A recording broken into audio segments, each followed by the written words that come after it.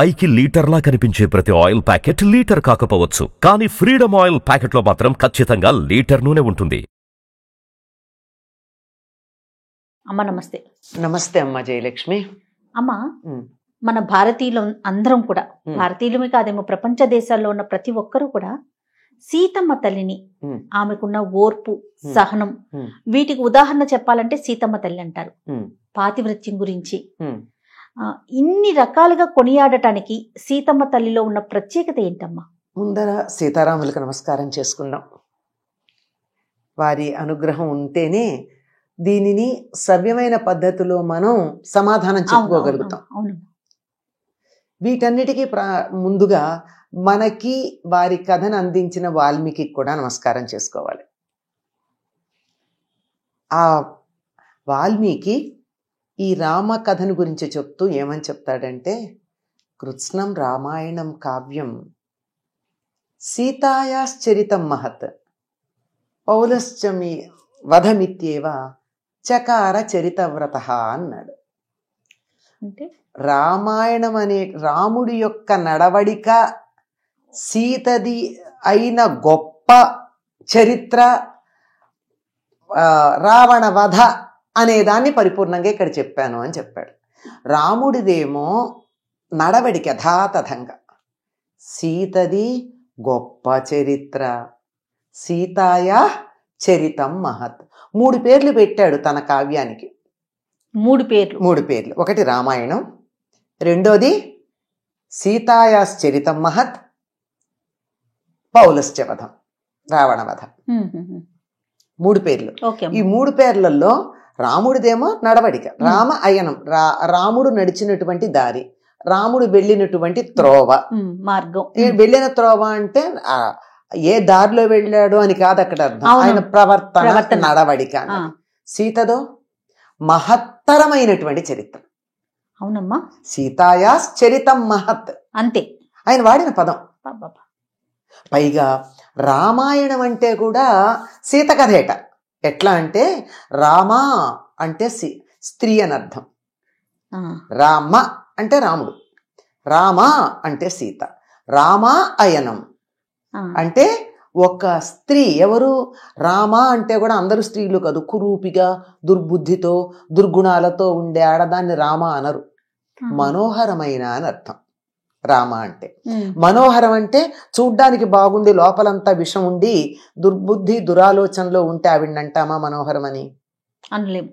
కనుక మంచి ప్రవర్తన కలిగి, అందరినీ ఆకర్షించి అందరికీ సంతోషం కలిగించే అటువంటి ప్రవర్తన కలిగి, అంతటి చక్కనైన రూపం కలిగింది గనక రామ ఆవిడ. అటువంటి రామ అయనం. సీత ఎలా ఉన్నది, ఎలా నడిచింది, ఆవిడ ప్రవర్తన ఏమిటి? చరిత్ర అంటే ప్రవర్తన, క్యారెక్టర్ అని చెప్తూ ఉంటామే మనం. ఆ గొప్పదైన సీత యొక్క క్యారెక్టర్, అది ఆయన తన కావ్యానికి పెట్టుకున్నటువంటి పేరు. వాల్మీకి మొత్తం రామాయణం అంతా చదివి చూస్తే ఎందుకో వాల్మీకి దశరథుడికి కూడా సీత అంటేనే కొంచెం అభిమానం ఎక్కువ అనిపిస్తుంది. ఆ సందర్భాలు వచ్చినప్పుడు చెప్పుకుందాం ఎక్కడా అన్నది. కొద్దిగా అటుపక్కే వాళ్ళకి కాస్త అభిమానం ఎక్కువ ఉందా అనేటటువంటి ఆలోచన కలుగుతుంది రామాయణం చదువుతూ ఉంటే. అటువంటి చరిత్ర కలిగినటువంటిది. ఇందాకన్నారే, భారతీయులకి మాత్రమే కాదండి, యావత్ ప్రపంచంలోనూ ఒక స్త్రీ ఎట్లా ఉండాలి అంటే మొట్టమొదట చెప్పేటటువంటి ఉదాహరణ సీత. సీత వలే ఉండాలి, సీతలాగా ఉండడమే ఆదర్శప్రాయం. ఒకళ్ళు ఆదర్శప్రాయంగా ఉన్నారంటే ఏ లక్షణాలు ఉంటే ఆదర్శంగా ఉంటారమ్మా? ఎన్ని సుగుణాలు ఉండాలి. ప్రతి వాళ్ళు వాళ్ళ వాళ్ళ ధర్మాన్ని నిర్వర్తించాలి, అప్పుడు కదా మంచి అంటాం. ఎట్లా ఉండాలి? మొట్టమొదట ఒక ఆడపిల్ల అనుకుంది, సీత ఆడపిల్ల కదా. ఆడపిల్ల ఎప్పుడు ఉత్తమమైన ఆడపిల్లగా పరిగణించబడుతుంది అంటే చిన్నతనంలో కూతురుగా తల్లిదండ్రుల దగ్గర తన ధర్మాన్ని నిర్వర్తిస్తే. అవునా కాదా? అవునమ్మా. ఒక కూతురుగా ఉత్తమమైనటువంటి కూతురు ఎట్లా ఉండాలో చూపించింది సీతాదేవి. వివాహమైన తర్వాత ఉత్తమమైన భార్య ఎలా ఉండాలో చూపించింది. పాతివ్రత్యం అన్న పదానికి కూడా లోకంలో ప్రస్తుతం ఉన్న అర్థం లేదప్పుడు. అప్పుడు తర్వాత చెప్తాం అసలు ఏమిటి పాతివ్రత్యం అంటే అని. ఓకే. ఎందుకంటే ఇయం సీత మమ సుత అని సీతాదేవిని ఇచ్చేటప్పుడు రాముడికి జనకుడు చెప్పిన మాట పతివ్రత మహాభాగా అన్నాడు. అప్పటికి పతివ్రత ఏమిటి? పెళ్లి కానమ్మాయి అంటే పతివ్రత అనే పదం ఈనాడు మనం అనుకుంటున్న అర్థంలో లేదు అని అర్థమైందా? అది అది భర్తతో ఎలా ఉండాలి, ఒక ఉత్తమమైనటువంటి ఇల్లాలు ఎలా ఉండాలో ఆదర్శప్రాయంగా చూపించింది సీతాదేవి. అలాగే ఒక కోడలు ఎట్లా ఉండాలి, అత్తగా ఇప్పుడు భర్తతో బాగా ఉంటే సరిపోయిందండి, నేను నా భర్త చట్టాపట్టాలేసుకు తిరుగుతాం అబ్బో హ్యాపీ కాదు కదా. భారతీయులకి ఒక కుటుంబం ప్రమాణం.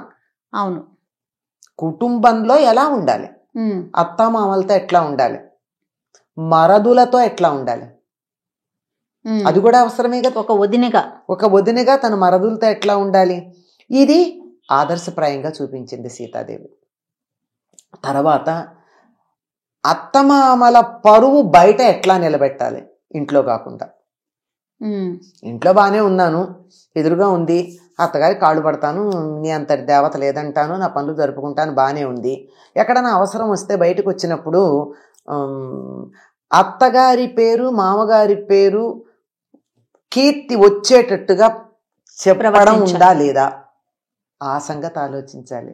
ఉత్తమమైనటువంటి కోడలుగా ఎలా ఉండాలి అంటే అంతఃపురంలో ఎదుట ప్రవర్తించటం కాదు, బయటికి వచ్చాక కూడా ఎట్లా ఉండాలి, శత్రువుల దగ్గర ఎట్లా ఉండాలి, భర్త తప్పు చేస్తున్నాడేమో అనే సందేహం కలిగితే ఏం చెయ్యాలి,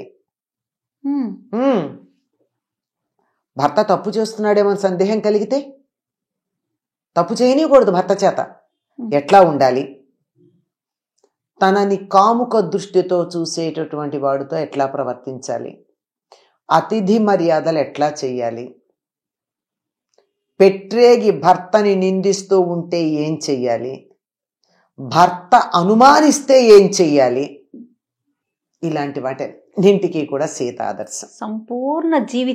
సంపూర్ణ జీవితం వీటన్నింటికీ కూడా ఆదర్శంగా ఉంది గనకే సీతాయాశ్చరితం మహత్ అని వాల్మీకి మహర్షి ఆ సీతాదేవి గురించి చెప్పాడండి. దీన్ని మనం మామూలుగా తెలుగులో చెప్పుకోవాలంటే రాముడి చరిత్ర రామాయణం అయితే సీత దృష్టితో మొత్తం ఆ కథ అంతా చెప్పుకుంటే అది సీతాయణం. వా ఎంత బాగుందమ్మా. ఖచ్చితంగా సీతాయణం అంటే సీత ఎలా ప్రవర్తించింది, ఆవిడని చూసి మనం నేర్చుకోవాల్సిన ఏమైనా ఉందా. ఈ రోజుల్లో చాలా మందికి ఓ సందేహం, సీత అని పేరు పెట్టుకోవడానికి కూడా భయపడతారు. అన్ని కష్టాలే సీత పడినమ్మా, సీత కష్టాలు. మనకి సామెతలు కూడా ఉన్నాయి, సీత కష్టాలు సీతవి అని. సీత కష్టాలు సీతవి, పీత కష్టాలు పీతవి అని చెప్పి ఆ పీతతో పాపం సీతను కూడా పోలుస్తారు. సీత కష్టాలు పడిందా ఒకసారి ఆలోచించాలి. అవన్నీ కూడా ఆలోచించుకుని అంత భయపడుతూ ఉండేటటువంటి వాళ్ళం ఎప్పుడూ కష్టమే ఉంటుంది, భర్త నుంచి దూరంగానే ఉండాల్సి వస్తుంది, అయ్య బాబోయ్ ఈ వియోగం ఎటువంటిది, అందుకని సీత పేరు పెట్టుకోవడం మాకు ఇష్టం లేదు అనేటటువంటి వాళ్ళు కూడా ఉంటారు. ఎందుకంటే రామాయణం చదవలేదు గనక, తెలియదు గనక, పైగా దాని గురించి లోకంలో చాలా దురభిప్రాయాలు కూడా ఉన్నాయి గనక ఆ దృష్టితో ఉంటున్నాయి. కానీ నిజానికి రాముడు ఎంతకాలం పరిపాలన చేశాడమ్మా భూమిని? 11,000 సంవత్సరాలు పరిపాలన చేశాడు. దశవర్ష సహస్రాణి దశవర్ష శతానిచ, 10 దశవర్ష సహస్రాలు అంటే 10,000, తర్వాత 10,100, 10,100 అంటే 1,000, ఎంత మొత్తం 11,000. 11,000 సంవత్సరాలు రాజ్యపాలన చేశాడు. ఎందుకు ఇలా డివైడ్ చేసి చెప్పాడంటే 1,000 ఏళ్ళు సీతాదేవి వదిలిన తర్వాత, సీతాదేవి భూలోకాన్ని వదిలి వెళ్ళిపోయిన తర్వాత అని చెప్పుకున్నా 10,000 ఏళ్ళు అనుకో. ఈ 10,000 ఏళ్ల పరిపాలనలో ఒక్క ఏడాది సీతారాములు దూరంగా ఉన్నారు. లెక్క వేయండి, 10,000 సంవత్సరాల్లో ఒక ఏడాది ఎంత? రవ్వంత. ఈ రోజుల్లో గనక చూసినట్టయితే పై చదువులకి విదేశాలకు భర్త పెడితే సంవత్సరాల తరబడి ఉంటున్నారు, వాళ్ళతో పోల్చుకోవడానికి వీలు లేదు. తర్వాత 13 ఏళ్ళు ఎవ్వరూ అంత ఆనందంగా గడపడానికి వీల్లేనంతగా బరువు బాధ్యతలు లేకుండా రాజ్యభారం లేదు, సంసార భారం లేదు. అవును. ఎటొచ్చే కొన్ని నియమాలు, ఋషుల నియమాలు పాటిస్తూ సీతారాములు ప్రకృతితో మమేకమైపోయి చెట్లని పుట్టల్ని చూసుకుంటూ ఆ సెలయేళ్లని ఆనందాన్ని చూస్తూ ఆ వన్యమృగాలతో సహజీవనం చేస్తూ వాటితో కలిసి అసలు ఏ రకమైనటువంటి బాధ్యత లేకుండా పెరిగారు, విహారం చేశారు. వాళ్ళు కష్టపడాల్సిన పని లేకుండా పక్కన లక్ష్మణుడు వాళ్ళకి తోడుగా కూడా ఉన్నాడు. అవును అవును. ఎంత హాయిగా గడిపారు, వాళ్ళకి కావలసినట్టు గడిపారు. ఏ చెట్టు చూడాలంటే ఆ చెట్టు చూశారు, ఏ పండు కావాలంటే ఆ పండు తెచ్చుకున్నారు. పైగా రాముడు ఒక మాట అంటాడు, యమున దాటి ఆ చిత్రకూటం వైపుకు వాళ్ళు వెడుతూ ఉన్నప్పుడు సీత ఆ దారిలో చూసి ఏదన్నా చెట్టును చూసి ఒక ఆకో ఒక పువ్వో ఒక పండో బాగుంది అంటే తెచ్చిపెట్టు అని చెప్తాడు, తన వెనకాల రక్షణగా వస్తూ. అంటే అర్థం ఏమిటి, ఆవిడ నాకు కావాలని అడగక్కర్లా, ఈ పువ్వు ఎంత బాగుందో అంటే చాలు లక్ష్మణుడిలో పట్టుకొస్తాడు. ఈ పండు భలే ఉంది ఇదేమిటిది అంటే చాలు వెళ్ళి లక్ష్మణుడు తెస్తాడు. వాల్మీకి రామాయణంలో చెప్తున్నా నేను, వేరేది కాదు. మరి అంతగా ఆనందంగా ప్రకృతితో మమేకమై గడిపారు వాళ్ళు 13 ఏళ్ళు. ఒక్క ఏడాది దూరంగా ఉన్నారు. నిజం చెప్పాలంటే దీక్షలో ఉంది సీతాదేవి. రాముడు గొల్లున ఏడ్చాడు. ఎలా రాముడు ఏడ్చినటువంటి ఏడుపు అమ్మా ప్రపంచంలో ఎవ్వరూ తన భార్య కోసం అలా ఏడవడు, అట్లా ఏడిచాడు. అది రాముడికి సీత మీద ఉన్న ప్రేమ అంటే ఏమిటో. ఎలా ఏడ్చాడంటే అసలు చెప్తాడు హనుమంతుడు, సీతాదేవికి రాముడు ఎట్లా ఉన్నాడు అంటే ఒంటి మీద అడవి దోమలు ఈగలు వాలితే కూడా తోలుకోవటం లేదు, నిద్రే పోడు, ఒకవేళ నిద్ర పడితే ఒక్క క్షణం వెంటనే సీతా సీత అంటూ కలవరిస్తూ లేస్తాడు, మధురమైన పదార్థాలు ఏవి తినడం మానేశాడు, ఏది ఎదురుగా పెట్టినా ఇది సీతకి ఇష్టం అని చెప్పి తినటం మానేశాడు, ఏదో ఒకటి తప్పని పరిస్థితి అయి నీ కోసం ఎదురు చూస్తూ ఉన్నాడు గనక శరీరం నిలవడానికి అయిష్టంగా ఒక్కటింత తింటాడు తప్ప ఆహారం కూడా తీసుకోవటం లేదు రాముడు అంటే. సీత ఇంకా ఏడుస్తుంది, నేను రాముడికి దూరం అయ్యానని బాధపడుతున్నాను, దానికి మించి రాముడు బాధపడుతున్నాడంటే నాకు ఇంకా ఎక్కువ బాధగా ఉందంటుంది. అంటే ఇంత ప్రేమతో ఆవిడ అట్లా ఉంటే ఈయన ఇట్లా ఏడ్చాడు. ఆవిడ అక్కడ చాలా దీక్షగానే సమయాన్ని గడిపింది, కష్టపడింది కాదను, కానీ ఇటువంటి ప్రేమను అనుభవించిన తర్వాత ఒక్క ఏడాది దూరంగా ఉంటే మాత్రం ఏమిటమ్మా ఈ ప్రేమతో. మన ఆకలి వేయదు దాహం వేయదు నిన్ను చూస్తుంటే అని పిచ్చిపాటలు మనం పాడుకోవటల్లా, ఆకలి దాహం దప్పిక లాంటివి కూడా లేకుండా ఉండగలిగినటువంటి స్థితి ఆవిడకి వచ్చింది అంటే ఆవిడ అక్కడ ఆహారం ఏం తినలేదు, రావణుడు పెట్టిన ఆహారం ఏం తినలేదు, లంకలో ఏమీ తినలేదు ఆవిడ. ఇంద్రుడు ఏదో పరమాన్నం లాంటివి తెచ్చిస్తా తీసుకుంది, ఇంకా ఆకలి లేదు ఆవిడకి. సో ఖచ్చితంగా సీతాయనంలోకి వెళ్ళాలమ్మా. ఒక్కొక్క ఘట్టం ఒక్కొక్క అంశం ఆవిడ ప్రతి అడుగు గురించి అందరం తెలుసుకోవాలమ్మా. ఇంత అందువల్ల సీత పేరు పెట్టుకోవడానికి ఎవరు బాధపడాల్సిన పని లేదు అని చెప్తున్నా. తప్పకుండా అమ్మా, తప్పకుండా. మరి మొదలు పెడదాం రాబోయే వీడియోల్లో, రాబోయే ఎపిసోడ్ లో ఒక్కొక్క ఘట్టాన్ని తీసుకుందామమ్మా. అలాగేనమ్మా. సీతాదేవి గురించి మా అందరికీ పరిచయం చేయండి. నేను కూడా అదృష్టంగా భావిస్తానమ్మా. నమస్తే. నమస్తే అమ్మా. నమస్తే అమ్మా జయలక్ష్మి. అమ్మా, మనం సీతాయనం అంటే సీత కోణంలో పూర్తిగా సంపూర్ణ రామాయణం గురించి మాట్లాడుకుందాం అనుకున్నాం. అవునమ్మా. అసలు సీత పేరు పెట్టుకోవటానికి కూడా ఆవిడకి అన్ని కష్టాలే, అన్ని బాధలే, ఇలాంటి మాటలు వింటూ ఉంటాం. అవును. సీతాదేవి గురించి ఆవిడ గొప్పతనం గురించి చెప్పండి అమ్మా. అమ్మా, సీత అయోనిజ అన్నారు. అయోనిజ. అయోనిజ అంటే తల్లి గర్భంలో నుంచి రాలేదు, అంటే మనం అందరం వచ్చేది తల్లి యొక్క యోనిలో నుండి వస్తాం. అవును. అట్లాగా. అందుకని ఆవిడ ఎలా వచ్చింది అంటే ఈ తన పుట్టుక గురించి అనసూయతో చెప్పేటప్పుడు చెప్తుంది. ఆవిడే చెప్తారమ్మా స్వయంగా, అయోధ్యకాండ చివర్లో. అంటే ఇంకా వాళ్ళ అరణ్యానికి బయలుదేరి వెడుతూ ఉంటారు, అక్కడ అత్రి మహర్షి ఆశ్రమం దగ్గర, దాంతో అయోధ్యకాండ పూర్తవుతుంది అనమాట. అక్కడ చెప్తుంది, నీ వివాహం చాలా ఇదిగా, నువ్వు వీర్యశుల్కవని విన్నాను, నీ వివాహం చాలా బాగా జరిగిందిట, ఇలాంటి మాట్లాడితే అప్పుడు చెప్తుంది. ఎవరు అడుగుతారమ్మా? అనసూయాదేవి అడుగుతుంది ఈవిని, సీతాదేవిని. అడిగితే నీ వివాహ వృత్తాంతం చెప్పు అంది. ఆవిడ ఎందుకు అడుగుతుందంటే ఎవరినైనా కొన్ని మనం ఒక మాటలు చెప్పాలనుకో, నువ్వు ఇట్లా ఉండు అట్లా ఉండు అని చెప్పాలనుకో, ఇన్స్ట్రక్షన్స్ ఇవ్వాలనుకో, ముందు వాళ్ళని వినే మూడ్లోకి తేవాలి కదా. ఓహో వినే మూడ్లోకి తేవాలంటే ఎప్పుడు వింటారు వాళ్ళు? వాళ్ళకి ఇష్టమైన విషయాలు చెప్తే కదా. అసలు మనుషులు ఎలా ప్రవర్తించాలి, మనం ఇతరులతో ఎలా ఉండాలన్న విషయం తెలియాలి అంటే రామాయణం చదివితే తెలుస్తుంది. ఇప్పుడు మన పిల్లలే ఉన్నారు, మన మాట వినాలి. మన మాట వినాలి అంటే ఏం చేయాలి? ముందు వాళ్ళకి నచ్చిన అంశం మాట్లాడి వాళ్ళు మనము ఒక అండర్స్టాండింగ్ వినే మూడ్ లోకి వచ్చేసేటప్పటికి సేమ్ వేవ్ లెంగ్త్ అంటారే, అలాగ వచ్చాక సమశ్రుతి, అలా వచ్చాక ఏం చెప్పినా వ్యతిరేకించరు ముందు, తర్వాత ఆచరిస్తారు లేదో తర్వాత ముందర చెప్తా వినడానికి సిద్ధపడతారు. అయితే సీతకు అంత అవసరం లేదు కానీ ఇది అనసూయ యొక్క గొప్పతనం అంతే అని అంటుంది. నాకు నువ్వు వీర్యశుల్కవే అని విన్నాను నేను, అంటే పరాక్రమం చేత భార్యగా పొందబడేది వీర్యశుల్క, అంటే పరాక్రమవంతుడికి మాత్రమే భార్య ఈవిడ, అట్లా విన్నాను చెప్పమంటే అప్పుడు చెప్తుందనమాట.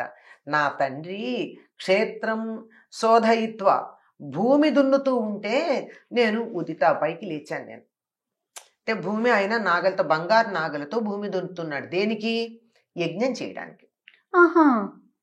యజ్ఞం చేసేటప్పుడు ఆ యజ్ఞం చేసేటటువంటి ఆయన యజమాని అంటారు. ఆయన బంగారు నాగలితో భూమిని తనే దున్నాలంటే, నిజానికి రాజు గనక బంగారు నాగలతో కొంచెం దున్నాడు. ఇప్పటికి కూడా చూడండి, పూరి జగన్నాథులో రాజవంశం వాళ్ళు వచ్చి బంగారు చీపురుతో ఆలయం తుడుస్తారు. అవునమ్మా కదా. అంటే రాజు గనక బంగారం, లేకపోయినట్టయితే మామూలు ఎవరు చేస్తే వాళ్ళు సేవ చెయ్యాలంతే. ఈయన ఎందుకు యజ్ఞం చేయాలనుకున్నారమ్మా? ఈయన అసలు రాజులు ఆ రోజుల్లో లోకానికి మేలు కలిగించడానికి యజ్ఞం చేసేవాళ్ళు. ఆ యజ్ఞం యొక్క ఫలితం వాళ్ళ సొంతానికి కాదు, లోక కళ్యాణార్థం. సొంతంగా వ్యక్తిగతమైనటువంటి అదేదన్నా కావాలి అని చెప్పి, ప్రయోజనం కావాలని చేస్తే దాన్ని ఇష్టి అంటారు. అంటే నా ఇష్టం నాకు ఒకటి జరగాలని. ఉదాహరణకి దశరథుడు కొడుకులు కావాలి యజ్ఞం చేయాలన్నారు, అది పుత్రకామ ఇష్టి, కొడుకు కావాలనే ఇష్టి. కానీ అలా రాజైన వాడు తన సొంతానికి చేసుకోకూడదు కదా ఇదేను. అవును. అందుకని అశ్వమేధం చేసి, అశ్వమేధంలో అతిరాత్రం చేసి, ఉక్త్యాలు చేసి, ఇవన్నీ చేసిన తర్వాత చిట్ట చివరిలో అవన్నీ ప్రజాక్షేమం కోసం అవన్నీ చేయడం అయిన తర్వాత పుత్రకామేష్టి చేశాడు. అంటే సొంతము స్వార్థము అన్నవి ఎంత అప్రధానమైనవో అందులో రాజులకి మనకు అర్థమవుతోంది. పైగా ఈయన చేసినటువంటి యజ్ఞం ఏమిటంటే కృషి యజ్ఞం. కృషి అంటే వ్యవసాయం. వ్యవసాయమే యజ్ఞంగా చేశాడు ఆయన. ఆ రోజుల్లో దున్నేవాడిది భూమి అని అంటే ఏదో కొంత మనం కఠినంగా చెప్పినట్టు ఉంటుంది. అట్లా కాదు, భూమి ఉన్నవాడు దున్నాలి, భూమి ఉన్న ప్రతి ఒక్కడు దున్నాలి, తన పొలం తన వ్యవసాయం చేసుకోవాలి. ఇది అప్పుడు ఉన్నటువంటి పద్ధతి. అందువల్ల మరి యథారాజా తథా ప్రజ అని ఉండేది కదా ఆ రోజుల్లో. అంచేత రాజుగారు ఏం చేస్తే ప్రజలందరూ అదే చేస్తారు గనక జనకుడు తను కూడా దున్నాడు.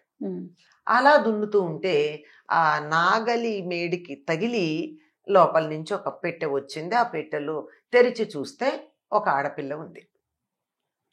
ఆడపిల్ల ఉంటే అప్పటికి జనక మహారాజుకి పిల్లలు లేరు, సంతానం లేదు. పక్కన ఉన్నటువంటి భార్యకి ఆ బిడ్డని ఇచ్చాడు. ఆవిడ కూడా అక్కడే ఉన్నారు. ఉంటారు, మరి కలిసి చేస్తారు. మనకి తెలియని విషయాలు ఏమిటంటే అన్ని ఇద్దరు కలిసే చెయ్యాలి ఏ కార్యం చేసి. భూమి దున్నుతున్నా కూడా అంటే ఇది యజ్ఞ కార్యం కదా, కృషి యజ్ఞం కదా, కృషి యజ్ఞం కదా. ఆవిడ అక్కడ ఉంది, ఆవిడికి ఇచ్చాడు. ఒళ్ళో కూర్చోబెట్టుకోగానే ఆవిడికి పాలు పడ్డాయట. ఆకాశవాణి చెప్పిందిట ఈవిడ నీ కుమార్తె అని చెప్పిందట. ఏ వయసు పిల్ల అని అమ్మ? చిన్నపిల్లే. అంతేనా? చిన్నది, పసిపిల్లే.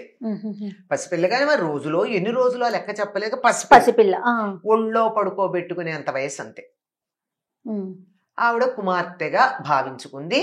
నీ కుమార్తె నీకు ఔరసపుత్రిక అని చెప్పి అమ్మా ఔరసపుత్రిక తీసేయండి, ఈవిడ నీ కుమార్తె అని చెప్పి ఆకాశవాణి పలికింది. అప్పుడు ఆ అమ్మాయికి సీత అనేటటువంటి పేరు కూడా చెప్పబడింది. ఎందుకు అంటే సీత అంటే నాగలి చాలు. ఇప్పుడు మనం దున్నుతాం కదా, దున్నినప్పుడు నాగలిలా ఒక చిన్న గాడిలాగా పడుతుంది కదా, దానికి సీత అని పేరు. అందులోంచి ఉద్భవించింది గనక నాగలిచ్చాలు రూపంలో నాగలిచ్చాలుగా ఉద్భవించింది గనక ఆవిడ సీత. అది ఆవిడ కుమార్తెగా పెంచుకున్నారు. తర్వాత ఊర్మిళ పుట్టింది. సాధారణంగా ఎలా ఉంటుందంటే సంతానం లేనటువంటి వారికి బిడ్డని సాకితే సంతానం కలుగుతుంది. అందుకే పెంచుకోమనేవాళ్ళు పూర్వం. అవునమ్మా. పెంచుకున్నాక పిల్లలు పుట్టేవాళ్ళు. సరే, ఆ తర్వాత రకరకాల సమస్యలు వచ్చేవనుకోండి, మనుషులు కాకపోతే కనీసం జంతువులన్నా పెంచమని చెప్తారు. ఎందుకంటే స్త్రీలలో కానీ పురుషుల్లో కానీ పిల్లలు పుట్టడానికి కావాల్సిన హార్మోన్లు ఏవైతే ఉంటాయో అవి ఇలా ఇంకొక జీవినో ఒక బిడ్డనో పెంచినప్పుడు అవి ఉత్పన్నమయ్యి సంతానోత్పత్తి కలుగుతుంది. క్లినికల్గా ఎటువంటి సమస్య లేకుండా సంతానం లేకపోతే పెంచుకుంటే చాలు జంతువులనో పిల్లలను. ఎంత మంచి విషయం కదమ్మా. పూర్వం ఉండేది ఎంతమంది అండి.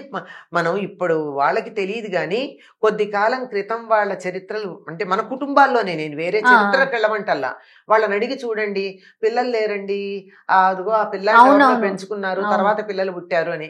తర్వాత వాడు కష్టపడ్డాడు, అది వేరే మాట. ఇది మాత్రం తప్పనిసరిగా ఉంటుంది. తర్వాత ఊర్మిళ ఆయనకి జన్మించింది. తల్లి ఈయన జనకుడు ఎట్లాంటి వాడు? అద్భుతమైనటువంటి వేదాంగవేత్త రాజర్షిగా జీవితం గడిపినవాడు. రాజయ్య ఋషిగా జీవితం గడిపాడు.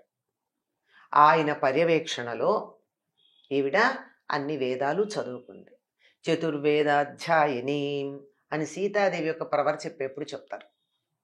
చతుర్వేదాలు నేర్చుకున్నారు, 4 వేదాలు నేర్చుకుంది. మరి తండ్రి శిక్షణ.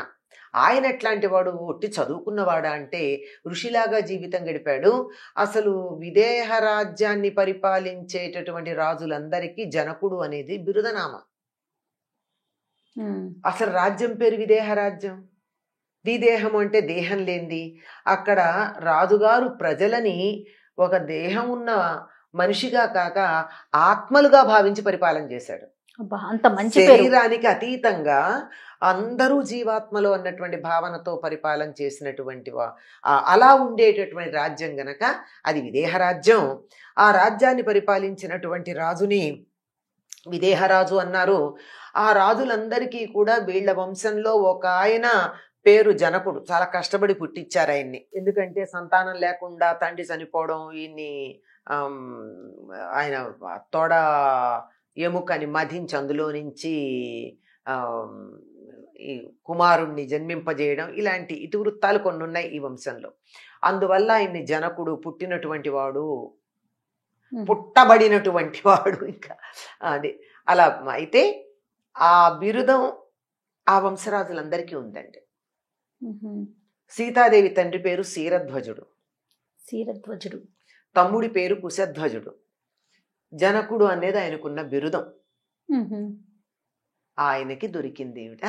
ఆయన శిక్షణలో అటువంటి దేహాతీతమైనటువంటి ఆత్మల్ని, ఎదుటి వాళ్ళని ఆత్మలుగానే చూడగలిగినటువంటి ఒక మంచి శిక్షణలో పెరిగిందండి సీతాదేవి. బాల్యం అంతా కూడా. అమ్మ, వివాహం ఏ వయసులో జరిగిందమ్మా సీతాదేవికి? 8 ఏళ్ల వయసులో జరిగిందంటారు. అంటే మరికొంతమంది 6 అన్నారు, కానీ 8 సరేమో అని అనిపించింది నాకు. 6 ఏళ్ళు కానీ 8 ఏళ్ళు కానీ అయి ఉండొచ్చు. ఈవిడ సర్వాభరణ భూషితురాలై ఆ పెట్టెలో కనిపించింది అని అంటారు. దాని వివరాలు లేవన్నట్టుగా కూడా చెప్తారు. కానీ మొత్తానికి ఒక ఉత్తమ జాతికి చెందినటువంటి పసిబిడ్డ, శిశువు అని తెలియాలి అంటే ఏవో ఉండాలి కదా. ఈయన పెంచుకోవడం, ఆకాశవాణి అశరీరవాణి పలకడం కూడా అయ్యింది. తండ్రి శిక్షణలో చక్కగా పెరిగింది. అపురూప సౌందర్య రాశి సీతాదేవి. ఎందుకంటే ఈవిడ ప్రకృతి స్వరూపిణి, భూజాత. ప్రకృతి అందం అంటే ప్రకృతే కదా. ప్రకృతి అంటే అందమే కదా. భూమి మీద ఏదున్నా అందమే కదా. కనుక ఆ అందమంతా భూమి మీద ఉన్నటువంటి ప్రకృతి అంతా ఏకీకృతమయ్యి ఎంత సౌందర్యంగా ఉంటుందో ఆ సౌందర్యం అంతా రాసి పోస్తే తయారైనట్టుగా సీతాదేవి ఉండేది. జనకుడికి ఎప్పుడూ ఒక చింత, ఈవిడ అయోనిజ కదా, ఈ బిడ్డకి భర్త ఎవరు? లోకంలో అలా తల్లి గర్భంలోంచి పుట్టకుండా ఉన్నవాడు ఎవడో ఉన్న వాళ్ళే. భర్తగా దొరుకుతాడు, ఈ అమ్మాయిని తీసుకెళ్లి నేను అనర్హుడికి ఇస్తానా అని కూడా ఆలోచన చేసేటంత పరిస్థితి. అందుకే ఆయన ఒక స్వయంవరంలో శివధనుస్సుని ఎక్కుపెట్టినటువంటి వాడికి ఇస్తా. ఇచ్చి వివాహం చేస్తాను అని అన్నాడు. అసలు ఆ శివధనుస్సు దాని వ్యవహారం ఏమిటి అన్నది మనం మరోసారి చెప్పుకుందామమ్మా. తప్పకుండా అమ్మ. స్వస్థమ్మ. అమ్మ నమస్తే. నమస్తే అమ్మా. అమ్మ, మనం సీతాయనం చేస్తూ ఉన్నాం. సీత అవునమ్మా. కోణంలో రామాయణం. ఉమ్, ఆవిడ పుట్టడం, ఉమ్, తర్వాత పెరిగి పెద్దవటం, ఎలాంటి విద్యలు నేర్చుకున్నారు, తండ్రి ఎలా పెంచుకున్నారు, ఇవన్నీ మాట్లాడుకున్నాం కదా. అవునమ్మా. వివాహం దగ్గర ఆగామమ్మ మనం. అవునమ్మా. అంటే ఆవిడ వివాహానికి ఆయన చాలా మదన పడ్డారు. ఇంత అపురూప సౌందర్యవతి ఉమ్, ఎవరిని చేసుకుంటుందో, ఎవరు వస్తారో అనే ఒక మీమాంసలో ఉన్నట్లుగా మనం మాట్లాడుకున్నాం. జనక అవును. మహారాజు ఉమ్. తర్వాత ఏంటమ్మా? అప్పటికే సీతాదేవి యొక్క సౌందర్యాన్ని, గుణ విశేషాలని, ఆవిడకు ఉన్నటువంటి తెలివితేటల్ని, ఆవిడ ఉన్నటువంటి విద్యని, వీటన్నింటినీ తెలిసి ఎంతోమంది ఆ బాలికని తాము వివాహం చేసుకోవాలి అని కుతూహలపడ్డారు. ఎంతమందో కోరుకున్నారు. అంతమందో కోరుకుంటే ఎవరికి ఇస్తారమ్మా? ఒక 100 మంది వచ్చి ఈ అమ్మాయిని మాకు ఇవ్వు అంటే ఏం చెప్తారు? ఏదో ఒక పందెం పెడతారు, ఏదో ఒక పోటీ పెడతారు. అలా పెట్టిన దాంట్లో ఈయన ఇంకా వాళ్ళు అడిగారన్న దానికన్నా ఈవిడ అయోనిజ కదా, ఈ అయోనిజ అనేటువంటి బాలికని మామూలు సామాన్య మానవులకి ఎలా ఇస్తాం? తల్లి గర్భంలో 10 నెలలు మోసి కన్న మానవుడికి ఎలా ఇస్తాం అనేటటువంటి ఆలోచనలో ఉన్నాడు ఈయన. అప్పట్లో స్వయంవరం ఉన్న రోజులేనమ్మా? అమ్మ, స్వయంవరాలు ఉన్నాయమ్మా. అంటే తల్లిదండ్రులు చూసినా పర్వాలేదు, కానీ అమ్మాయికి నచ్చటం ప్రధానం. ఆ అమ్మాయి తనంతట తనన్నా ఎన్నుకోవచ్చు, లేదా తల్లిదండ్రులన్నా చూడొచ్చు, లేదా నా కూతురు చాలా విలువైంది గనక దీనికి పోటీ పెడుతున్నా, ఈ పోటీలో ఎవరన్నా గెలిచి నా కుమార్తెని తీసుకోవచ్చు. ఇన్ని రకాల పద్ధతులు ఉండేవి. ఏమీ నియంతృత్వం కానీ, వాళ్ళని ఇట్లా కాలి కింద పెట్టి అణగదొక్కడం కానీ ఇట్లాంటివి ఏమి ఉండేవి కాదు. చాలా స్వేచ్ఛగా ఉండేది. ఇందాక ఇంకొక మాట కూడా చెప్పాను, జనకుడు అన్నటువంటిది ఆయనకి బిరుదనామం అని. అంతే మనకి మీరు పురాణాలు అవి చదివితే మిథిలాధిపతి జనకుడు అని బోల్డు మంది కనపడతారు. వాళ్ళందరూ సీత తండ్రి జనకుళ్ళు గారు, మిథిలని పరిపాలించినటువంటి వాళ్ళు మాత్రమే. ఎన్ని చోట్ల కనపడతారో వీళ్ళందరూ సీతని పెంచిన శీరధ్వజుడు కారు. ఆ జనకుడు అనే బిరుదు ఇప్పుడు మనకి ఉదాహరణకి నిజాం అని ఉంది, బాద్షా అని ఉంది, అట్లాంటి పేర్లు ఉంటాయి కదా. అట్లాంటి బిరుదనామాలు ఎంతమంది ఉంటే ఏదో 5వ నిజాము 10వ నిజాము అని చెప్తూ ఉంటారు కదా. అట్లానే అన్నో జనకుడు అనమాట ఆయన. అట్లా ఉన్నటువంటి ఈయన చాలా మహానుభావుడు. కుమార్తెని ఎవరికి ఇవ్వాలి అని చాలా మదన పడుతున్నాడు. మదన పడుతూ ఉన్నటువంటి సమయంలో పైగా ఏమిటి బాగా చదువుకుందమ్మా, శాస్త్రాలు నేర్చుకున్నారు. అన్ని శాస్త్రాల్లో నిష్ణాతురాలు, మంచి రాజనీతి తెలిసినటువంటిది. ఇంత చిన్నతనంలోనే అంత వివేకం వచ్చేసినది, ఎందుకంటే తండ్రి యొక్క శిక్షణ అట్లాంటిది. ఆ తర్వాత మనకి చాలా సందర్భాల్లో ఆవిడకి ఎంతటి పరిజ్ఞానం ఉంది, ఏ శాస్త్రాలు తెలుసు అన్న సంగతి తర్వాత ఇతివృత్తాల్లో కనపడతాయి. ఇక్కడ దాకా అసలు శివధనుర్భంగం దగ్గర కూడా సీత కనపడదు మనకి. అమ్మ, మరి సీతాదేవి తల్లి గురించి చెప్పలేదమ్మా నాకు. ఆవిడ రత్నమాల అనే పేరు ఆవిడది అని చెప్పి మనకి భాగవతంలో కనపడుతుంది. సునయన అని కొంతమంది పెద్దలు, మరి ఏ పురాణంలో ఉన్నదో ఆవిడ పేరు సునయన అని చెప్తారు. ఏ సందర్భంలో చెప్తారంటే రత్నమాల అన్న పేరు పితృదేవతలు, ఆ దేవతలు దేవగణాలు వాటి గురించి చెప్పేటప్పుడు వారి మానస పుత్రికలు 3 ఉన్నారు. అందులో ఒక ఆవిడ పేరు మేనాదేవి, ఆవిడ్ని హిమవంతుడికి ఇచ్చారు. ఆ హిమవంతుడి భార్య మేనాదేవి తనకి పార్వతీదేవి సాక్షాత్తు కుమార్తెగా కావాలని ఆవిడ భవానీ అష్టమి అనే వ్రతం ఓడి చేసింది. సంవత్సరంలో వచ్చేటటువంటి 24 అష్టములు అమ్మవారిని పూజించి 8 మంది ముత్తైదులకి తాంబూలాలు ఇచ్చుకునే పూజ అట్లా చేసింది. చేస్తే ఆవిడ అనుగ్రహించి నీకేం కావాలంటే నువ్వు నా బిడ్డగా పుట్టు అని కోరుకుంది. అందుకని సతీదేవి శరీరం వదిలేక మేనాదేవికి కుమార్తెగా పుట్టింది. ఇంకొక ఆవిడ రత్నమాల జనకుడికి ఇచ్చారు.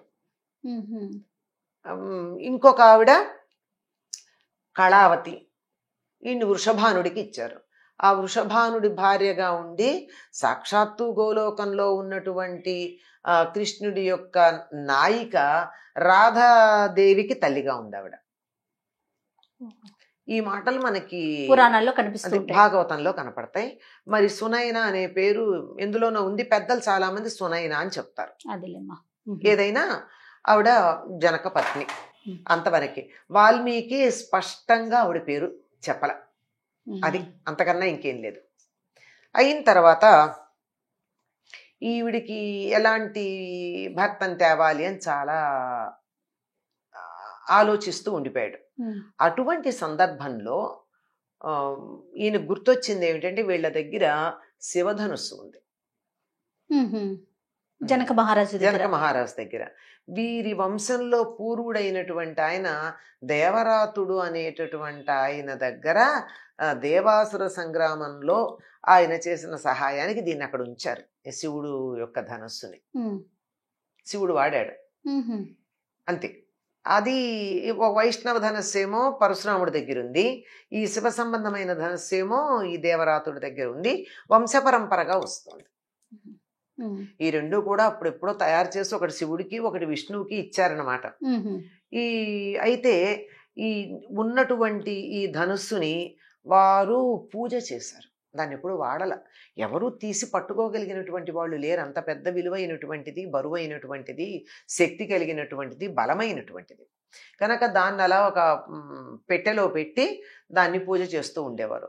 దానికి ఎన్నో చక్రాలు ఉన్నటువంటి చక్రాలు ఉన్నటువంటి పెట్టె దీపించడు జరపాలంటే చాలా కష్టం. దాన్ని ఏదో 500 ఎన్నో ఏనుగులు పట్టుకుని లాక్కొచ్చాయని చెప్తారు. అది పెట్టి ఈ పెట్టెలో ఉన్నటువంటి ఈ శివధనుస్సుని ఎవరు ఎక్కువ పెట్టగలిగితే వారికి నా కుమార్తె సీతనిచ్చి వివాహం చేస్తాను అన్నాడు. అది దైవ ప్రసాదితమైనటువంటి ధనుస్సు కదా. అందువల్ల భగవంతుడి అనుగ్రహం ఉండి ఆయన యొక్క అంశంతో అంతో ఉన్నటువంటి వాడైతే తప్ప దాన్ని ముట్టి ఎత్తలేడు. వాళ్ళు ముట్టుకోవడానికే ముందు కొంత పవిత్రత ఉండాలి, ఆ తర్వాత ఎత్తి పట్టాలి. ధనుస్సుని ఎత్తి పట్టడం అంటే ఏమిటి? ధనుస్సుని ఎప్పుడు కూడా ఎక్కువ పెట్టి ఉంచరండి. ఇలా ఉంటుంది కదా ధనుస్సు, దానికి ఇక్కడ అల్లెత్రాడు ఉంటుంది కదా, ఈ అల్లెత్రాడుని ఇలా తీసేసుకుని పెడతారు. దాన్ని ఆయుధాన్ని వాడడానికి ఉపయోగించేట్టుగా పెడితే చటుక్కుని ఏమన్నా అవదండి, ప్రమాదం జరుగుతుంది కదా. పిస్టల్ని లోడ్ చేసి పెట్టరు కదా, దాన్ని పెట్టేటప్పుడు అందులో ఉన్నటువంటి తూటాలన్నీ తీసి పక్కన పెడతారు, బుల్లెట్లన్నీ తీసేస్తారు.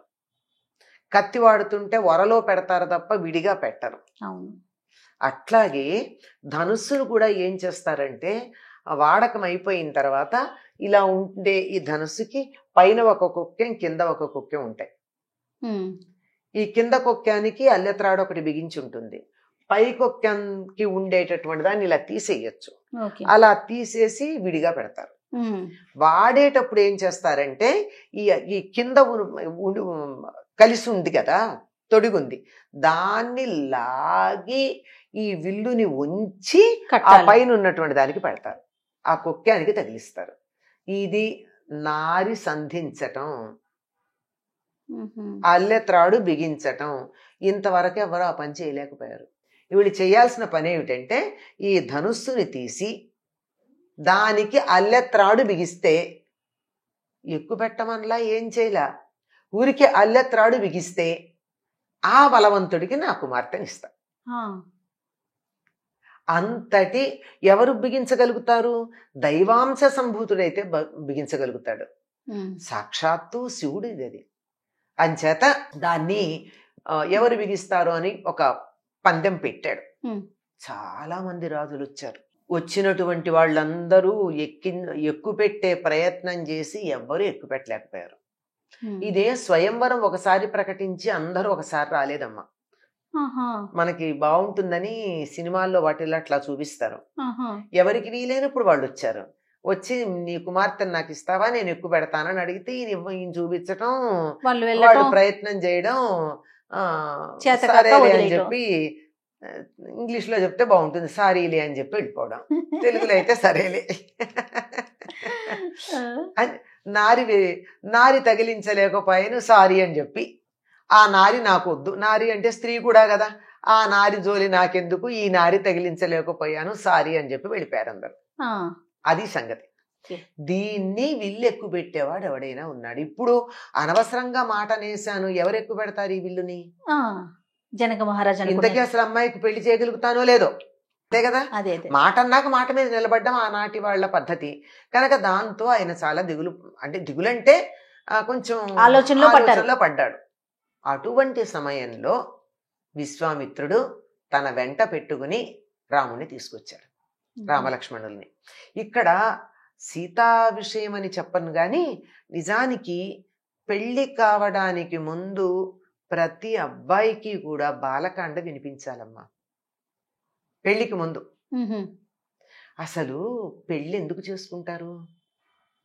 పెళ్లి చేసుకుంటే భార్యాభర్తల మధ్య సంబంధాలు ఎట్లా ఉంటాయి, ఎట్లా ఉండాలి, ఎవరన్నా ఒకవేళ చిన్న పొరపాటు చేస్తే దాన్ని ఎట్లా సర్దుకోవాలి, అసలు ఆదర్శ దాంపత్యం ఎట్లా ఉండాలి, ఒకళ్ళు భార్యాభర్త వివాహానికి ముందు ఏ పరిస్థితిలో ఉండాలి, ఒకళ్ళ కోసం ఒకళ్ళు తపస్సు చేసుకోవాలి.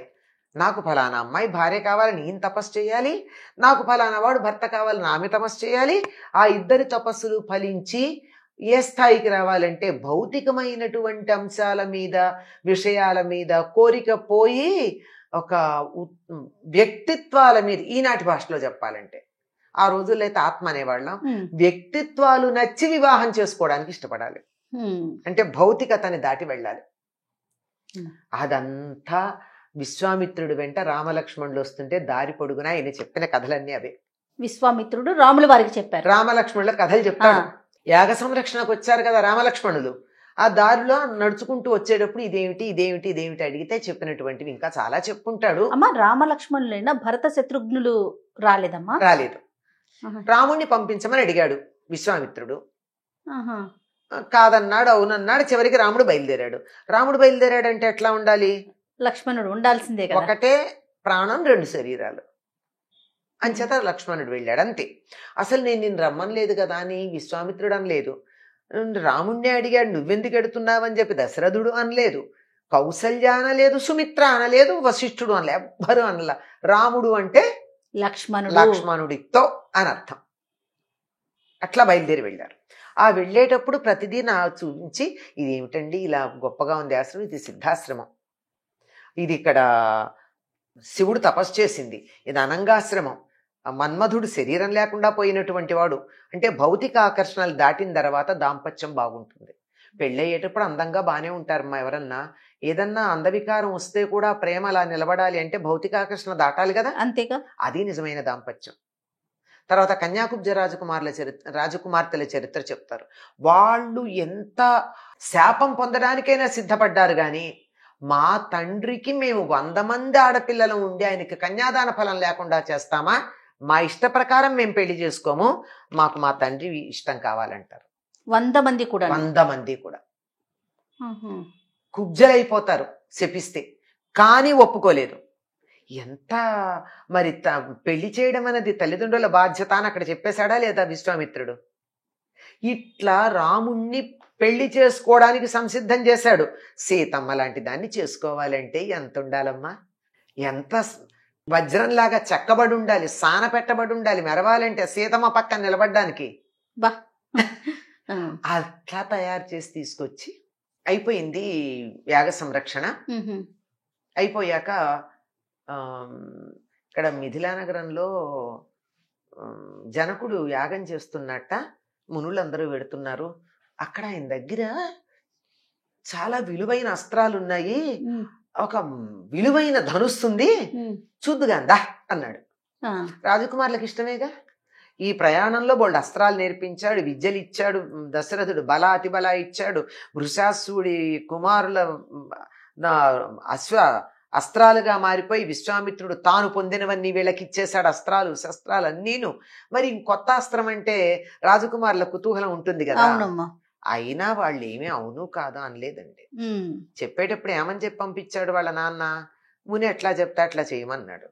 వాళ్ళ నాన్న మాట జవతాటగా రాముడు విశ్వామిత్రుడు ఏం చెప్తే వచ్చేసాడు. దీనికి వెళ్తున్నాం మిథిలా నగరానికి అంటే సరే అంతే, అంతకన్నా వేరే కాదు. అలా బయలుదేరి వెళ్ళినటువంటి రాముణ్ణి జనకుడు అడుగుతాడు, వీళ్ళు వస్తున్నారు అంటే, ఋషులు వస్తున్నారంటే ఎదురొస్తారు కదా రాజు.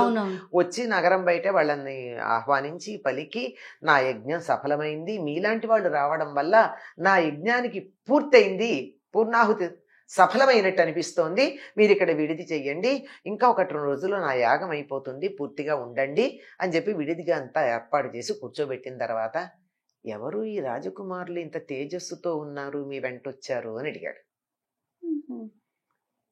అడిగితే అప్పుడు వాళ్ళని పరిచయం చేస్తాడు విశ్వామిత్రుడు. పరిచయం చేసిన తర్వాత, నీ దగ్గర ఉన్నటువంటి ఆ శివధనుస్సును చూడ్డానికి వచ్చారు వీళ్ళు అంటాడు. ఎంత మంచి ఏర్పాటు, నేను చూపిస్తానని వాళ్ళకి చెప్పాడు, ఇక్కడ చూడ్డానికి వచ్చారు అంటే ఈయన చూపిస్తానని అన్నా వాళ్ళు చూడాలని కుతూహలం ఉంటేనే కదా తీసుకురావడం. అయితే మర్నాడు పొద్దున్న చూపిస్తానన్నాడు. ఆ మర్నాడు అంతా దానికి పూజ అది అయ్యాక వీళ్ళు కూడా వీళ్ళ కాలకృత్యాలు అవి ఆ రాత్రంతా విశ్రాంతి తీసుకుని వచ్చిన తర్వాత మర్నాడు చూపించడం, ఆ ఘట్టం అంతా జరుగుతుంది. అది మరి ఇంకొక ఎపిసోడ్ లో మాట్లాడుకుందామమ్మా. అలాగేనమ్మా, తప్పకుండా. రాత్రి ఎదురు చూడాలిగా, ఎట్లా? అదే కదా. అదే. నమస్తే అమ్మా. నమస్తే. నమస్తే అమ్మా. అమ్మా, మనం సీతాయనం చేస్తున్నాం, సీత కోణంలో రామాయణం పూర్తిగా చెప్పుకుంటున్నాం. మనం లాస్ట్ ఎపిసోడ్ లో శివధనుస్సుని చూడటానికి వచ్చారు. ఆ తరువాత ఏం జరిగిందమ్మా? పశ్యవత్స అన్నాడు విశ్వామిత్రుడు. ఆయన చూడు అన్నాడు శివధనుస్సుని. ఎందుకంటే జనక మహారాజుకి అడిగాడు కదా, ఎవరు నీతో వచ్చినటువంటి పిల్లలు ఎవరు అంటే, దశరథుడి కుమారులు యాగ సంరక్షణ కోసం వచ్చారు, అయ్యాక నీ దగ్గర ఉన్న శివధనుస్సుని చూడాలనుకుంటున్నారు అని చెప్పాడు. అయితే రేపు రమ్మన్నారు. మర్నాడు వెళ్ళారు వీళ్ళు. సభకి వెళ్ళేటప్పటికే చాలా మంది తీసుకొచ్చారా పెట్టానని చెప్పుకున్నాం కదా. తీసుకొచ్చాక అక్కడకు పెట్టాక కూడా వెళ్ళలేదండి. రాముడు అంత చిన్నవాడు అయ్యుండి కూడా ఎంత ఔచిత్యం పాటించాడంటే, అక్కడ ధనుస్సు అక్కడ ఉంది, గురువు గారు వెళ్ళు చూడు అన్నాక లేచి వెళ్ళాడు. అది మనం రామాయణం చదువుకుంటే నేర్చుకోవాల్సింది. పెద్దల అనుమతి, ఎలాగో చూపిస్తున్నాడు కదా, రాంగానే ఎగబడి వెళ్ళిన దానికిను వెళ్ళు అన్నాక వెళ్ళిన దానికి ఎంత మర్యాదలో తేడా ఉంది. అంత చిన్న వయసులో. అదే ఔచిత్యం అసలు వచ్చింది ఆయనకి. వెళ్ళాడు. అక్కడికి వెళ్ళిన తర్వాత దానికి నమస్కారం చేశాడు. ఎందుకది? శివుడికి ఇవ్వబడినటువంటి, శివుడు చేత ఇవ్వబడినటువంటి ధనుస్సు. దానికి సునాభము అని పేరు. ఆ ధనుస్సు పేరు శివుడు ఇచ్చాడు గనక శివధనుస్సు అంటారు. ఆ శివుడికి ఇవ్వబడింది, శివుడు దేవరాతుడికి ఇచ్చాడు. దేవరాతుడు ఈ జనక మహారాజు యొక్క పూర్వులలో ఒకడు. ఆ తర్వాత ఎవరు దాన్ని వాడల. దేవతలకి సహాయం చేయడం కోసం ఆయన వెళ్ళినప్పుడు ఇచ్చిన ధనుస్సు ఆయనకి, దేవతల మీద ఉపయోగించాడు. మళ్ళీ దాని అవసరం రాలేదు, దాన్ని అలా పెట్టుకుని ఇంట్లో మర్యాదగా జాగ్రత్తగా కాపాడుకుంటూ ఉన్నారు, పూజిస్తూ ఉన్నారు. దాని మీద ఎంత గౌరవమో చూడండి. ఆయుధాలను కూడా ఎంత బాగా గౌరవించేవాడు. అందుకని ఈయన వెళ్ళాడు, దానికి నమస్కరించాడు. చూడు అంటే అర్థం ఏంటమ్మా? చూడమని. చూడంటే కంటితో మాత్రమేనా చూడడం? కాదు కదా అమ్మా. ఈ స్వీట్ చేశాను చూడు అంటే కంటితో చూసి ఊరుకుంటామా? టేస్ట్ చేస్తాం కదా, అంతే కదా, రుచి చూస్తాం, అంతే కదా. అన్నిటికీ కూడా చూడు అంటే ఎన్నుంటాయో అర్థాలు. చూడు అంటే దాన్ని చూపు చూడమంటాం, ఎన్నున్నాయి. అవును అవును. చూడు అంటే చూశాడు. చూడ్డానికి ఏం చేశాడు? అది ఎట్లా ఉందో చూస్తాను అన్నాడు, కంటితో చూడ్డం కాకుండా. అంటే మరి ఎలా అయినా సరే ముట్టుకుని చూడాలనిపించదా ఏదైనా? అవును. అట్లాంటిది ఇది వంచాలి. ఎవరు దాన్ని వంచి అల్లెత్రాడు, దానికి బిగించలేకపోయారు. ఎంతవరకు ఎంతమందో వచ్చారు. జనక మహారాజు తన సొంత కూతురు ఊర్మిళకేం పెట్టలేదే, ఈవిడికి పెట్టాడు ఈ పోటీ అంటే ఇదేదో అయోనిజ. ఆ జనకుడు ఇంత గొప్ప పోటీ పెట్టాడు ఈవిడిని వివాహం చేసుకునే వాళ్ళకి అని చెప్పి మూతి మీద మీసం ఉన్న ప్రతి మగవాడు వచ్చి ప్రయత్నం చేశాడు. మానవులు, రాక్షసులు, దానవులు ఎవరెవరున్నారో వాళ్ళందరూ, ప్రముఖులైనటువంటి వాళ్ళందరూ వచ్చి ప్రయత్నం చేశారు. ఎవ్వరూ కూడా దాన్ని అల్లెత్రాడు బిగించలేకపోయారు. అంతే. అంటే అంత బలవంతులు కాదనమాట, వెళ్ళిపోయారు. రాముడు మరి చూడడం అంటే అది చూస్తారు, అది కదా చూడాల్సింది, దీని సంగతి చూడు అంటే అప్పుడు ఎక్కువ పెడదాం కదా అని ఆ వింటికి కింద ఉండే ఇలా వంపు తిరిగినటువంటిది ఉంటుంది కదా, దాన్ని కుడికాలి బొటన వేలుతో కిందకి నొక్కి ఈ కింద ఉన్న తాడుని ఇలా కుడి చేత్తో పట్టుకుని ఎడం చేత్తో ఈ పిడి అంటారు దీన్ని, ఈ ముష్టి దగ్గర ఉండేటి, ముష్టి అంటే పిడికిలు, ఈ పిడికిల దగ్గర పట్టుకునేటటువంటి చోట పట్టుకుని దాన్ని ఈ చేత్తో ఇలా ఉంచిన దాన్ని అక్కడ కొక్కానికి తగిలించాలి. అప్పుడు దానికి బిగింపు వస్తుంది, టెన్షన్ అంటారు, తన్యత అంటారు. ఆ తన్యత ఎంత ఎక్కువగా ఉన్నట్టయితే దానికి పెట్టినటువంటి బాణం అంత వేగంగా పెడుతుంది. అంతే కదా? అవునమ్మా. అలా ఉంచుదామని పాపం రాముడండి ఉంచుదామని ప్రయత్నం చేశాడు. ఉంచుదామని ప్రయత్నం చేస్తే వంగడం మాట టుంచి ఈయన బలానికి అది కాస్త పుట్టుకని విరిగిపోయింది. ఆయన ఎక్కువ పెట్టాడా లేదా లేదు, ధనుస్సే విరిగిపోయింది. ధనుర్భంగం అన్నారు దాన్ని. పెళ్ళుమనే విల్లు గుండెలు భిల్లుమని అని కరుణశ్రీ గారు రాస్తారనమాట. ఆ ఎప్పుడైతే ధనుస్సు పెళ్ళుమందో అక్కడ రాజుల గుండెలన్నీ విల్లుమన్నాయిట. జల్లుమని సీతకి మనసు, ఆహా ఎవరో ధనుస్సుని ఎక్కువ పెట్టారు, అయిపోయింది, నాకు వరుడు దొరికాడు అని ఆవిడ అనుకున్నది అని చెప్పి చమత్కారంగా రాస్తారు ఆయన. క్షణంలో అండి. దీన్ని ఎక్కడా కూడా వాల్మీకి ఎక్కువ పద్యాల్లో చెప్పల. ఎందుకంటే ఇంత కష్టపడ్డాడు, ఎక్కువ పెట్టాడు, లాగాడు అంటే పాపం చాలా కష్టపడ్డాడా రాముడు అనుకుంటారు. అందుకని పట్టుకున్నాడు, విరిగిపోయినాడు అంతే. అంత అంటే ఎంత సునాయాసంగా ఒక ఎట్లాగంటే చెరుకు గడని ఏనుగా ఎలా తుంచుతుందో అంత తేలిగ్గా విరిగిపోయింది. దానికి అసలు శ్రమ పడలేదండి. అది అలా కొనగోటితో చేసినంత తేలిగ్గా అయింది.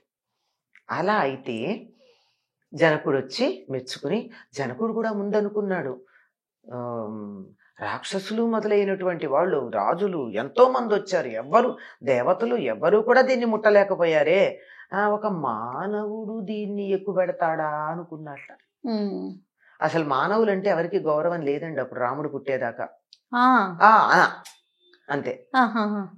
ఆఫ్టర్ ఆల్ హ్యూమన్, అంతే అంతే, మానవ మాతృడు అంతే అంతే. అందుకే కదా రావణుడు అందరి పేర్లు చెప్పి పర్వాలేదులే నరులు వానరులు అన్నాడు. అంటే మన కోతుల జాతిలో చేర్చేశాడు. అంత పెద్ద ఇంపార్టెన్స్ లేదు, ప్రముఖం కాదు. ఆ దేవతలు అట్లాగే అనుకున్నారు, రాక్షసులు అట్లాగే అనుకున్నారు, మానవులే అట్లా అనుకున్నారు. మనమేమంతా అని మనల్నేమో ఇన్ఫీరియారిటీ కాంప్లెక్స్ తో ఫీల్ అయిపోతూ ఆ దేశాల్లో పుడితే బాగుండేది, ఆ ప్రాంతాల్లో పుడితే బాగుండేది అనుకునేట అటువంటి ఫీలింగే మానవులకు ఉండేది. అట్లా ఉన్నటువంటి సందర్భంలో ఈయన ఇలా విల్లు విరిచేటప్పటికి జనకుడు సంతోషపడి, ఇదిగో నా కుమార్తెని చేపట్టు అన్నాడు. రాముడు తీసుకుంటాడా? ఆయన గురువు గారు విల్లు చూడమన్నారు, చూశాను అంతే. పెళ్లి నాది కాదు కదా సంబంధం, పెళ్లి ఎవరు చెయ్యాలి? తల్లిదండ్రులు చేయాలి. అది ఒకవేళ రాముడికి సహజంగా ఉందో లేదో మనకి తెలియదు ఆ భావన. ఆ భావనలు అన్ని అసలు పెళ్లికి ప్రిపేర్ చేశాడు విశ్వామిత్రుడు రాముణ్ణి. బాలకాండలో బయలుదేరినప్పటి నుంచి అయోధ్య నుంచి ఆ మిథిలా నగరానికి వచ్చేదాకా ఒక్కొక్క చోట ఒక్కొక్క ఇతివృత్తం చెప్పిందంతా గృహస్థాశ్రమ ధర్మం. పెళ్లి ఎలా చేసుకోవాలి, పెళ్లి ఎవరు చెయ్యాలి, ఎలా చెయ్యాలి, పెళ్లి అయ్యాక ఎట్లా ఉండాలి, పెళ్లికి ముందు ఏ రకమైనటువంటి సాధన ఉండాలి, ఇలాంటివన్నీ ఒక్కొక్క కథలో చెప్పాడు. ఓహో. ఇప్పుడు అనంగాశ్రమ చిత్ర చెప్పాడండి. అనంగాశ్రమ చరిత్రలో చెప్పింది ఏమిటి? మన్మధుడు శరీరాన్ని వదిలేశాడు. మన్మధుడు శారీరకమైన ఆకర్షణలకు సంబంధం. ఆ రకంగా మన్మధుడిని చంపిన తర్వాతే శివపార్వతులకు పెళ్ళయింది. అంటే శారీరకమైన ఆకర్షణలు వదిలిపెట్టుకుంటే తప్ప దాంపత్యం చక్కగా ఉండదు. పెళ్లికి చక్కగా ఉంటారు ఇద్దరును అందంగా, అబ్బో చూడ చక్కని జంట అంటాం. ఆ తర్వాత చూడలేని జంట అనుకుంటాం. ఏదో రకంగా అపకరాలు వస్తాయి. అయినా సరే ప్రేమ ఉండాలంటే ఏమిటి? వాళ్ళ ప్రేమ ఈ శరీరంలో కనపడేటటువంటి రూపరేఖలకు అతీతంగా ఉండాలి. అక్కడ చెప్పడం అయిపోయింది. అందుకని భౌతిక రూపం చూడకూడదు నాయనా అని అక్కడ లెసన్ అయిపోయింది. ఆ తర్వాత కన్యాకుబ్జ రాజకుమార్తెల చరిత్ర చెప్పాడు. వాళ్ళు 100 మందిని వాయుదేవుడు వివాహం చేసుకుంటాను, మీకు దేవత్వం ఇస్తాను, మీరు మానవ కాంతలు ఇంత అందంగా ఉన్నారు, ఈ అందం అంతా రేపు పోతుంది, మీకు దేవత్వం ఇస్తే మీ అందం శాశ్వతం అవుతుంది అని అంటే మా తండ్రి ఇష్టం, మాకేం సంబంధం లేదన్నారు వాళ్ళు. అంటే పెళ్ళి ఎవరు చేయాలి? తల్లిదండ్రులు. ఇలాంటివన్నీ వివాహం అయ్యాక ఏదన్నా అనుమానాలు లాంటివి జరిగితే ఏ రకంగా చూడాలి? అహల్య చరిత్ర, ఇట్లాంటివన్నీ చెప్పి ప్రిపేర్ చేశాడు. ఈ రోజుల్లో పెళ్లికి ముందు ఇలా ప్రిపేర్ చేస్తే కాపురాలు ఎంత చక్కగా ఉంటాయమ్మా. అవునమ్మా. లేవు. సరే అయిపోయింది. ఇందుకు మరి రాముడికి ఇవన్నీ విన్నాడు, ఇవన్నీ చెప్పిన విశ్వామిత్రుడి అభిప్రాయం ఏమిటో రాముడికి అర్థం కదా. అసలు సహజంగానే రాముడు మంచి బాలుడు, పితృవాక్య పరిపాలకుడు. తండ్రి పెళ్లి చేసుకోమన్నాడా? చేసుకోమనలేదుగా. పోని విశ్వామిత్రుడైనా సరే నువ్వు విల్లు విరిచావు, సీతని పెళ్లి చేసుకో అన్నాడా? ఆయన అంతకంటే ఏం మాట్లాడలేదు, విల్లు చూడమన్నాడే గాని పెళ్లి విషయం అయినా మాట్లాడితే ఎట్లా ఉండేదో కథ మనకి తెలియదు. అందుకని రాముడు మా తండ్రి గారి ఇష్టం అన్నాడు. అంటే జనకుడు ఇంకా సంతోషించాడు. ఎందుకంటే తండ్రి మాట గౌరవించేవాడు మామగారిని కూడా గౌరవిస్తాడు. తండ్రినే గౌరవించకపోతే మామగారిని గౌరవిస్తాడమ్మా. అందుకని అప్పుడు దశరథుడికి వార్త పంపిస్తారు. దశరథుడు చాలా సంతోషించి పరివారాన్ని, మంత్రులని, పురోహితుల్ని వాళ్ళందరినీ తీసుకుని బయలుదేరి పెళ్లికి వస్తాడు. అప్పుడు జరుగుతుంది సీతా కళ్యాణం. ఇంత విషయం చూడు, సీత పెళ్లికి మాత్రమే జనకుడు ఇంత జాగ్రత్తలు పడ్డాడు. వివాహ ఘట్టాన్ని మనం తరువాతి భాగంలో అట్లనే తప్పకుండా. కానీ మీరు చెప్తూ ఉంటే నాకు అనిపిస్తోందమ్మా, మొత్తం ఒకేసారి వినేసేయాలి, ఎక్కడ ఆగొద్దు అనే ఒక వినేటప్పుడు అట్లాగే ఉంటుంది, కానీ మనసులో నాటుకోవడానికి కొంచెం సమయం కావాలి. ఖచ్చితంగా. అద్భుతం. నమస్తే అమ్మా. శ్రీరామ రామ రామేతి.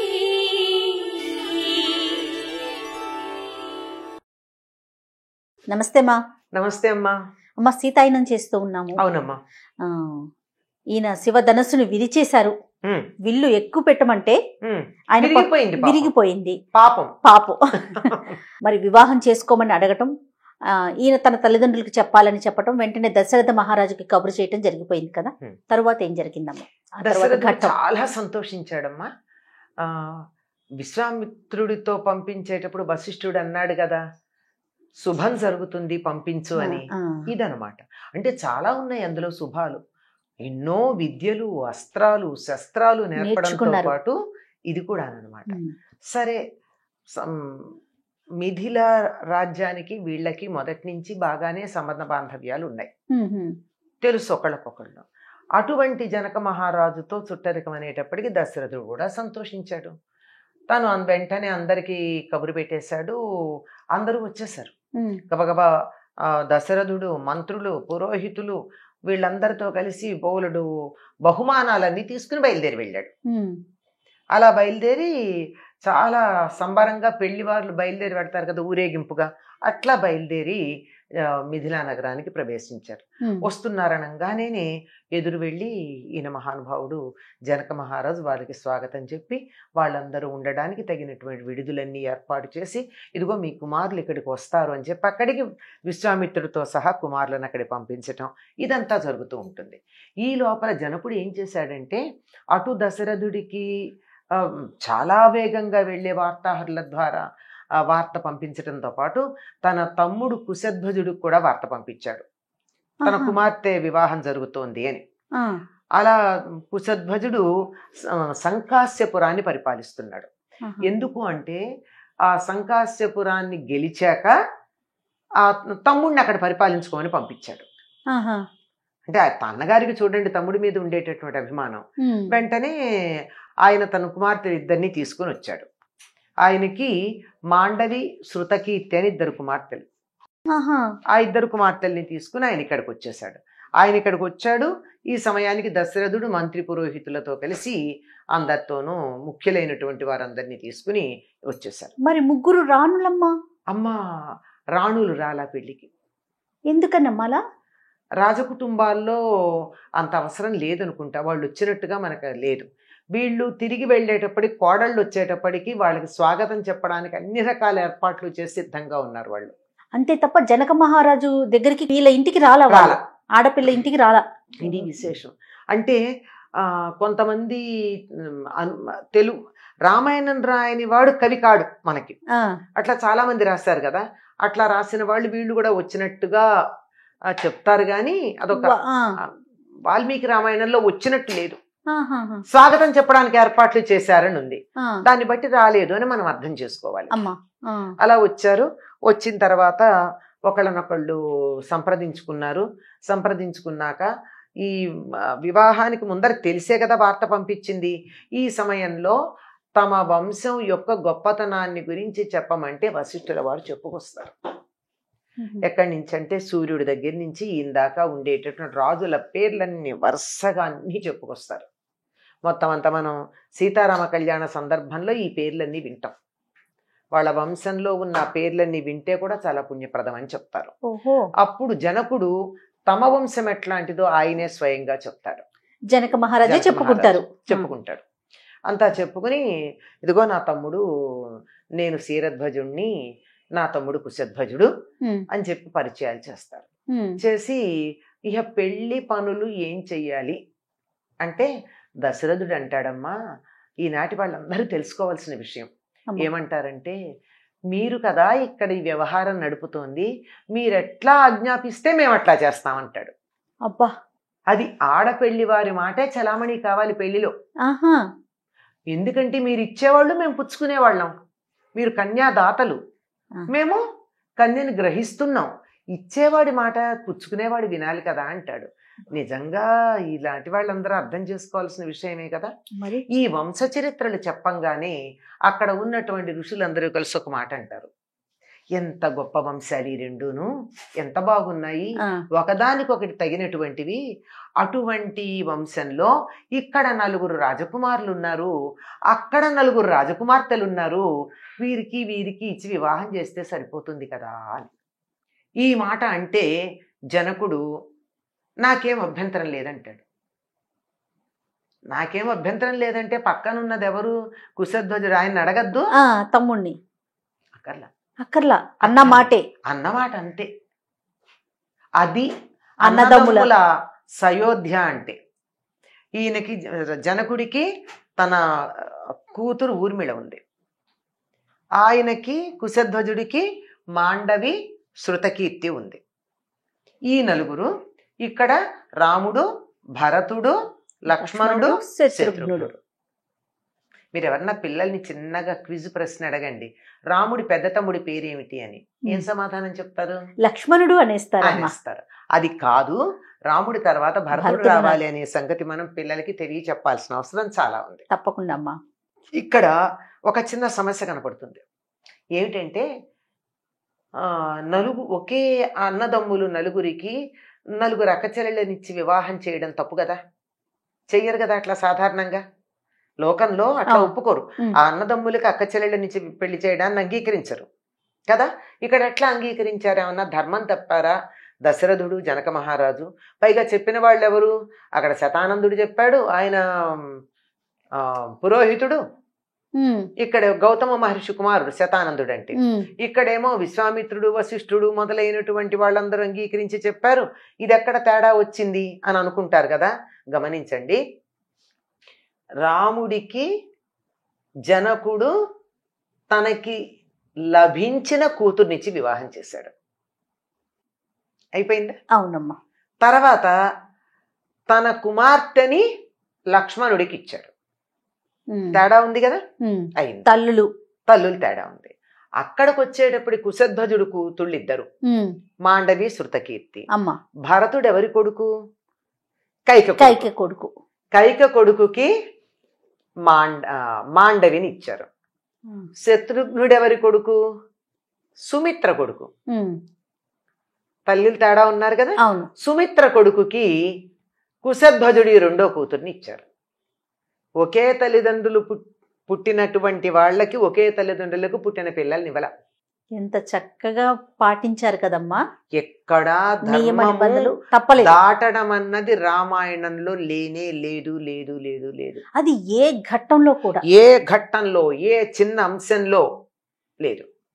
ఆఖరికి రాక్షసులు కూడా చాలా వరకు ధర్మం పాటించారు. చాలా వరకు అంటున్నా, పూర్తిగా కాదు. అందువల్ల కాస్త పాటించకపోవడం వల్లే వాళ్ళని మట్టు సంహారం పెట్టాల్సినటువంటి జరిగింది. అవసరం వచ్చింది. అమ్మా. కనుక ఈ నలుగురికి ఆ నలుగురిని ఇచ్చి వివాహం చేద్దాము అని అంటే అందరు అంగీకరించారు. దానికి ఏదో మర్నాడు ముహూర్తం బాగుందన్నారు. ఆ ముహూర్తం నాటికి వీళ్ళకి గోదానాదులన్నీ చేశారు. గోదానం అంటే మీరు ఆవుల్ని దానం చేయడం అని మాత్రమే అనుకోవడం కాదండి. వాక్కులకు సంబంధించి చాలా విశేషం ఉంది వివాహ క్రతువులో వాటన్నిటికీ. అవన్నీ చేసి అక్కడికి శుభముహూర్త సమయంలో జనకుడు సీతాదేవిని రాముడికి పాణిగ్రహణం చేసుకోమని చెప్తాడు. ఇప్పటి వరకు సీత గురించి చెప్పుకున్నాం కానీ సీత ప్రత్యక్షంగా ప్రవేశించలే. మిగిలినటువంటి వాళ్ళందరూ అలా అనగనగా ఒక రాజు అన్నట్టుగా ఒక అలా వచ్చేసారు. కానీ సీతాదేవిని ప్రత్యేకంగా పరిచయం చేయడం జరిగింది. ఒక నాటకంలో ఒక వ్యక్తిని పరిచయం చేసినట్టు, ఒక 10 మంది సామాన్యులున్న చోటికి ఒక ప్రత్యేకమైనటువంటి విశిష్ట వ్యక్తి వస్తే వాళ్ళ గురించినటువంటి పరిచయం చేసినట్టు, అదే ఒక వేదిక మీద ఒక బయోడేటా చదివి వీళ్ళు ఫలానా ముఖ్య అతిథులు, విశిష్ట అతిథులు, ప్రముఖులు అని చెప్పి పరిచయం చేసినట్టు జనకుడు సీతాదేవిని పరిచయం చేసి రాముడికి అప్పచెప్తాడు. అంటే సీత గురించి వాల్మీకి ఎంతటి గౌరవం ఉందో సీతాదేవి పాత్ర ప్రవేశంలో తెలుస్తుంది. ఇయం సీత మమ సుత సహధర్మచరీతవ అని చెప్తాడు. ఈవిడ సీత, ఇయం ఈ అమ్మాయి సీత, మమ సుత కాదని ఎవరన్నా అంటారేమో, నా కూతురు అన్నాడు. కాదనే ఛాన్స్ ఉంది అక్కడ. ఎందుకు లేదు? ఈయన భార్య గర్భాన జన్మించలేదు. అవును అవును, లభ్యమైంది. ఎవరన్నా పొరపాటున నీ సొంత కూతురు అంటావా అని ఎవరు అనడానికి వీలు లేకుండా నా ముందరే డిక్లేర్ చేసేసుకుంటున్నాడు అనమాట. మమ సుత, నా కూతురు. ఇప్పటిదాకా సహధర్మచరీతవ, ఇహ నుంచి నీకు ధర్మ మార్గములో తోడుగా నడుస్తుంది. జాగ్రత్తగా గమనించండి. ఈ ఒక్క అంశం పట్టుకుంది సీతాదేవి ప్రతి చోట రాముడికి కళ్ళెం వేయడానికి. సహధర్మచరి, ధర్మ మార్గంలో చరిస్తుంది నీతో పాటుగా. అంతే. అంటే ఈవిడ ధర్మ మార్గంలో చరిస్తుంది, నీతో చరిస్తుంది. ఈవిడ ధర్మం లేకపోతే ఈవిడ ఉండదు, నువ్వు లేకుండా కూడా ఉండదు. అందుకని సీత భర్త అయినందువల్ల రాముడు ధర్మ మార్గంలో చెరించి తీరవలసినదే. ఏం ముడి పెట్టాడండి కదమ్మా. అందుకే దీన్ని మనకి పెళ్లిళ్లలో తప్పకుండా చెప్పమని చెప్తూ ఉంటారు. ఇయం సీత మమ సుత సహధర్మచరీతవ ప్రతీచ్ఛ చైనా భద్రంతే పాణిం గృహ్ణీష్వ పాణిన.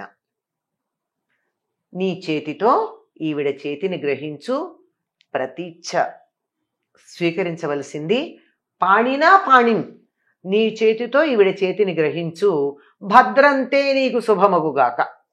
ఇప్పటిదాకా ఏముందో తెలియదు కానీ ఇక నుంచి నీకు శుభం. అంతే. సీతమ్మ వారి భర్త కదండి, సీతాపతి కదా, ఆయనకి భద్రత కలగక ఏం కలుగుతుంది? ఇంతకు ముందు రాముడు, ఇప్పుడు శ్రీరాముడు. శ్రీరాముడు. ఆయన పేరు రామ అనే పెట్టారండి. మీరు గనక గమనించినట్టయితే శ్రీరాముడు అని పెట్టలేదు ఆయన్ని. రామ లక్ష్మణ, శ్రీరామ లక్ష్మణ అనే పదం వాడం మనం.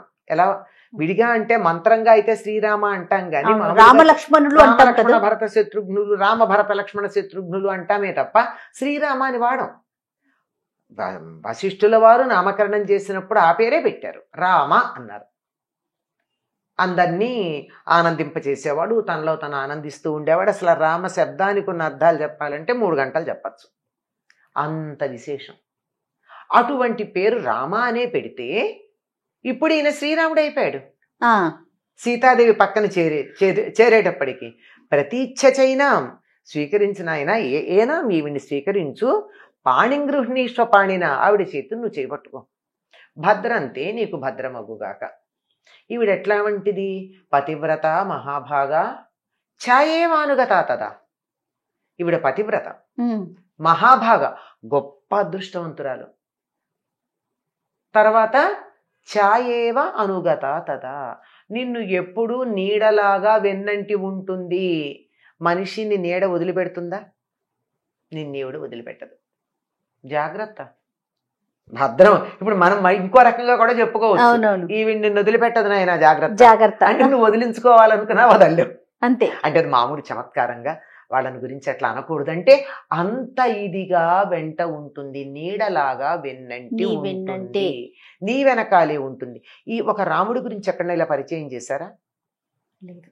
జనకుడు అడిగితే దశరథుడు కుమారులు అని చెప్పాడు, అంతే తప్ప జనకుడు అడుగుతాడు, అందంగా చక్కగా ఒకే పోలికలతో ఇంత ప్రకాశంగా ఉన్నారు మునిబాలు అట్లా ఉండరు కదా, అందుకని అడిగాడు ఆయన. ముని వెంట వచ్చింది ముని కుమారులను అయి ఉండాలి, కానీ ఇక్కడ చూస్తే రాజకుమారులాగా ఉన్నారు, ఎవరు వీళ్ళు అనే ప్రశ్న వచ్చి అడిగాడు. కానీ ఇక్కడ సీతాదేవి పరిచయమే ఇంత గొప్పగా ఒక ప్రధానమైనటువంటి వ్యక్తిని పరిచయం చేసినట్టుగా అలా ఒక్క చక్కగా నాటకీయంగా పరిచయం చేశాడండి వాల్మీకి. అంటే వాల్మీకి సీత మీద ఉన్నటువంటి ఆ అభిమానం, ప్రేమ, ఒక రకంగా పక్షపాతం అని కూడా చెప్పాలి. ఎంతది అంటే చెప్పడానికి వీల్లేదు. దీన్ని చూసే పాపం భవభూతి బాధపడి తర్వాత రాముడు ప్రధానంగా ఉండేట్టుగా ఆయన 2 నాటకాలు రాసుకున్నాడు. ఓహో. ఒకటి మహావీర చరిత్ర, అంటే రావణ సంహారం దాకా. రావణ సంహారం తర్వాత ఉండేది ఉత్తరరామ చరిత్ర అని. అసలు ఉత్తరరామ చరిత్ర చదివితే కళ్ళనీళ్లు పెట్టుకోకుండా ఎవరు ఉండలేము, అంత బాగా రాశాడు భవభూతి. తెలుగువాడు, భద్రాచలం దగ్గర ఉండిపోయాడు ఆయన. రాముడు సంచరించినటువంటి ప్రదేశంలో అసలు చెప్పలేము అసలు ఆయన చరిత్ర. కానీ ఆయన ఉత్తరరామ చరిత్ర వింటే మాత్రం అసలు ఇలా ఏకోరస కరుణ ఏవాని, కరుణ తప్ప మరొక రసం లేదు లోకంలో. నా కరుణ రసం అలా ప్రవహించేస్తున్నట్టుగా ఉంటుంది. అద్భుతమైనటువంటి గ్రంథం. చదవకపోతే అయ్యో జీవితం వృధా అయిపోయింది అనిపించేంత అద్భుతమైనటువంటి గ్రంథం. అటువంటిది ఆ సీత అంటే అంత అభిమానం వాల్మీకి ఉంది అని మనకు అనిపిస్తుంది అనమాట. ఈవిడ ఏమని చెప్పాడు, గొప్ప అదృష్టవంతురాలు, తర్వాత పతివ్రత. ఈవిడ పతివ్రత ఏమిటండి? ఈవిడ ఎప్పుడు పతివ్రత అయింది? పెళ్లి ఇంకా కాలేదు కదా, చిన్నపిల్ల కదా. ఈవిని పతివ్రత అంటాడేమిటి అని చాలా మందికి సందేహం వస్తుంది కదా. ఛాయేవానుగత తదా అని చెప్పాడు, ఇదంతా బానే ఉంది. అసలు ఈ పాతివ్రత్యం అన్నటువంటి పదం గురించే మనకు ఒక సందేహం ఉందమ్మా లోకంలో. ఆవిడ చాలా పతివ్రత అంటే ఏమిటనుకుంటారు, భర్త కష్టాలు పెడతాడు, ఆవిడ ఎన్ని కష్టాలు పడిందో అంత గొప్ప పతివ్రత అని ఒక దుర్భిప్రాయం లోకంలో ఉంది. మనకు ఒక మాట అన్నారు, ఈ దేశం నాశనం కావడానికి పతివ్రతలు, సన్యాసులు ఇట్లాంటి వాళ్ళు కారణం అని చెప్పి ఆధునిక కవులు కొంతమంది కవిత్వాలు కూడా రాసిన వాళ్ళు ఉన్నారు. అక్కడ పతివ్రత అన్నటువంటి మాటకి భర్త కష్టాలు పెడితే కష్టాలు పడింది అనేటటువంటి అభిప్రాయం కాదు, అది అర్థం చేసుకోవాలి. పతివ్రత అంటే భర్తకి అనుగుణంగా జీవితం గడపడానికి సంసిద్ధంగా ఉంది. చిన్నప్పటి నుంచి కూడా పెరిగేటప్పుడు ఆడపిల్లలకి మన ఇంటి పద్ధతులు ఇవే అని చెప్పేటప్పుడు దాంతో పాటుగా నువ్వు వెళ్ళే ఇంటి పద్ధతులు కూడా పాటించాలి అనేటటువంటి బోధ ఒకటి చెయ్యాలి కదమ్మా. తప్పకుండా. అది చెయ్యకపోతే ఏమవుతుంది, ప్రతి చిన్నదానికి మా పుట్టింట్లోనే అంటారు. అయిపోయింది ఇక్కడ. ఎప్పుడైతే మా పుట్టింట్లో అన్నారో ఇక్కడ మొదలవుతుంది, అయిపోయింది. ఇంకెక్కడి నుంచి అసలు ఆ పెద్ద గ్యాప్ వచ్చేసినట్టే మధ్య. అవును. అట్లా రాకుండా ఆ ఇంటికి వెళితే ఆ ఇంటి సంప్రదాయం పాటించటానికి అనుగుణమైనటువంటి ప్రవర్తన ఉంది, సర్దుకోగలదు, ఇమిడిపోగలదు, అందులో సమానంగా తన స్థానాన్ని తాను నిలబెట్టుకోగలదు. అటువంటి దానికి పతివ్రత అనేటటువంటి పేరు అక్కడ సరిపోతుంది. పైగా స్త్రీలు ప్రత్యేకంగా వ్రతాలు కూడా చేయాల్సిన పని లేదని ఆనాడు చెప్పేవాళ్ళు. దానికోసం ఇప్పుడు అందరూ నేను పూజలు చేస్తాను కూర్చుంటే ఇంట్లో పూలు కోసేవాళ్ళు ఎవరమ్మా? దేవుడికి నైవేద్యం పెట్టడానికి అన్నం వండిచ్చేవాళ్ళు ఎవరు? నేను పూజ తప్ప ఇంకోటి చెయ్యను అంటే ఇల్లు చిమ్మేవాళ్ళు ఎవరు? అన్ని పనులు చేసినా ఆ పూజ అనే దానికోసం అందరూ సహకరించినప్పుడు ఒక్కళ్ళు చేసినా అందరికీ వర్తిస్తుంది. ఇది ఈ మనమంతా ఒకటి అనేటటువంటి ఫీలింగ్ మిస్ అయినప్పుడు ఇటువంటి అభిప్రాయాలు వస్తాయి. అవును. మనము అన్న దీన్నే ఆప్యాయత, ప్రేమ అనేటటువంటిది. ఇంకా హిందీలో సరైన పదం ఉంటుంది ఏమిటంటే అప్నాపన్ అంటారు. ఆ అప్నాపన్ అన్నది మనము అనేటటువంటి భావన లేకపోతే తేడా వస్తుంది కానీ లేకపోతే లేదు.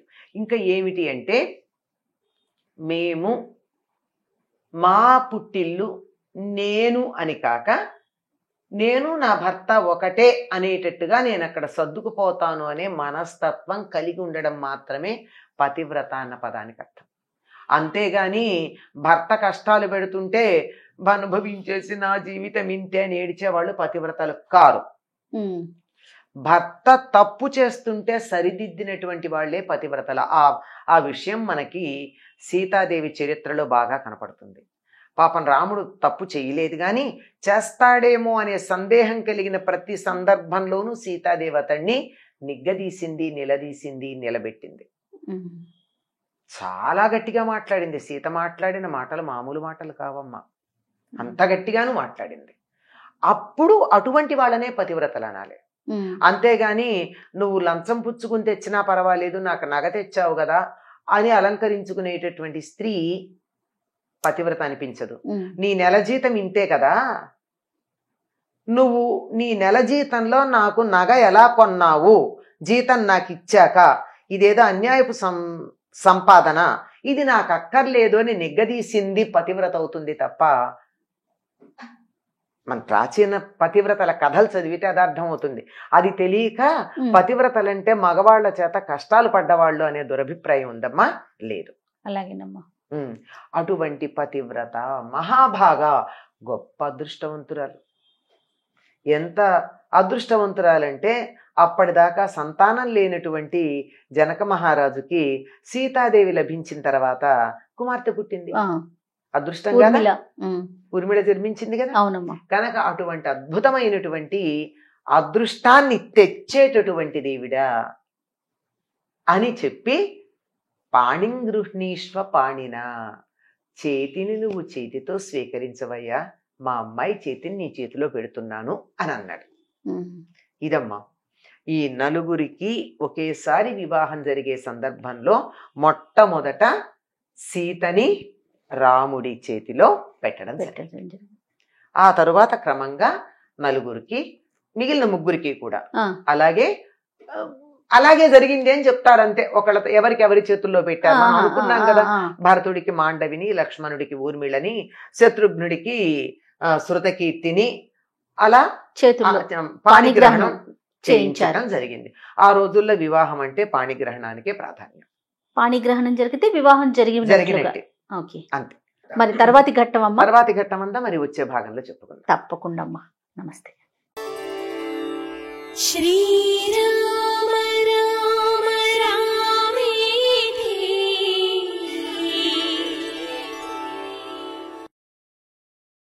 నమస్తే అమ్మా. నమస్తే అమ్మా. అమ్మ, మనం సీతాయనం చెప్పుకుంటూ ఉన్నాము. అవునమ్మా. రాములు వారి వివాహం పాణిగ్రహణం దాకా వచ్చాం.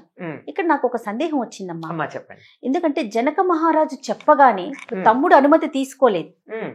అతను చెప్పగానే తమ్ముడు తన ఇద్దరు కుమార్తెల్ని రాముడు తమ్ముళ్ళిద్దరికి చేసి పెళ్లి చేయడానికి సిద్ధపడిపోయారు, ఒప్పేసుకున్నారు. దానికి తోడు ఇప్పుడు సీతాదేవిని వివాహం చేయటానికి ఒక పరీక్షలాగా పెట్టుకున్నారు, శివధనస్సును ఎక్కువ పెట్టడం అని. మరి మిగతా పిల్లల విషయంలో ఎలాంటి శ్రద్ధ అంటే ఏం చేశారమ్మా, ఏ కోణంలో ఇచ్చి పెళ్లి చేశారు, వాళ్ళ గురించి తెలియదు కదా. వీళ్ళందరూ కూడా ఊర్మిళ, మాండవి, శృతకీర్తి, రాముడు, లక్ష్మణుడు, భరతుడు, శత్రుఘ్నుడు అందరూ తల్లి గర్భంలో ఉండి పుట్టినవాళ్ళు. అవునమ్మా. మరి సీత అయోనిజ, ఉద్భిజ్జ అంటారు. అంటే ఇలా భూమిని చీల్చుకుని ఇట్లా బయటకు వచ్చినటువంటిది. అట్లా వచ్చింది కదా. మరి భూమిని చీల్చుకుని వచ్చిందే కాదు, ఈవిడ నీ కూతురు, నువ్వు ఈవిడ్ని స్వీకరించు అని అశరీరవాణి పలికింది కూడా. అంటే ఇది మామూలుది కాదు కదా. ముందరే కూడా చెప్తారు, ఈవిడ దేవమాయేన నిర్మిత. ఎలా పుట్టింది ఈవిడ అంటే దేవమాయ వల్ల సృష్టించబడింది, అంతేగాని మానవ మాతృలు సృష్టించినటువంటిది కాదు ఈవిడ. మానవులు తల్లిదండ్రులు సంయోగం వల్ల జన్మించి తల్లి గర్భంలో యోని ద్వారా పుట్టలేదు. అయోనిజ అంటారు ఈవిడ్ని. అంతే కదా. అవునమ్మా. మరి అటువంటి బాలికని ఎవరికి ఇవ్వాలి? ఆ, ఈవిడ అయోనిజ కదా, ఆ. మానవ మాతృలకు ఇస్తే ఎట్లా కుదురుతుంది? ఈవిడ మరి ఇక్కడ ఉంది అంటే తప్పనిసరిగా ఇక్కడ ఏదో కొంత నిర్వహించటానికే వచ్చింది. దేవమాయ నిర్మాణం చేసింది అంటే తప్పనిసరిగా ఏదో ఒక దైవ కార్యం ఉంది కనుక ఈవిడికి కాలోచితంగా వివాహం చెయ్యాలి.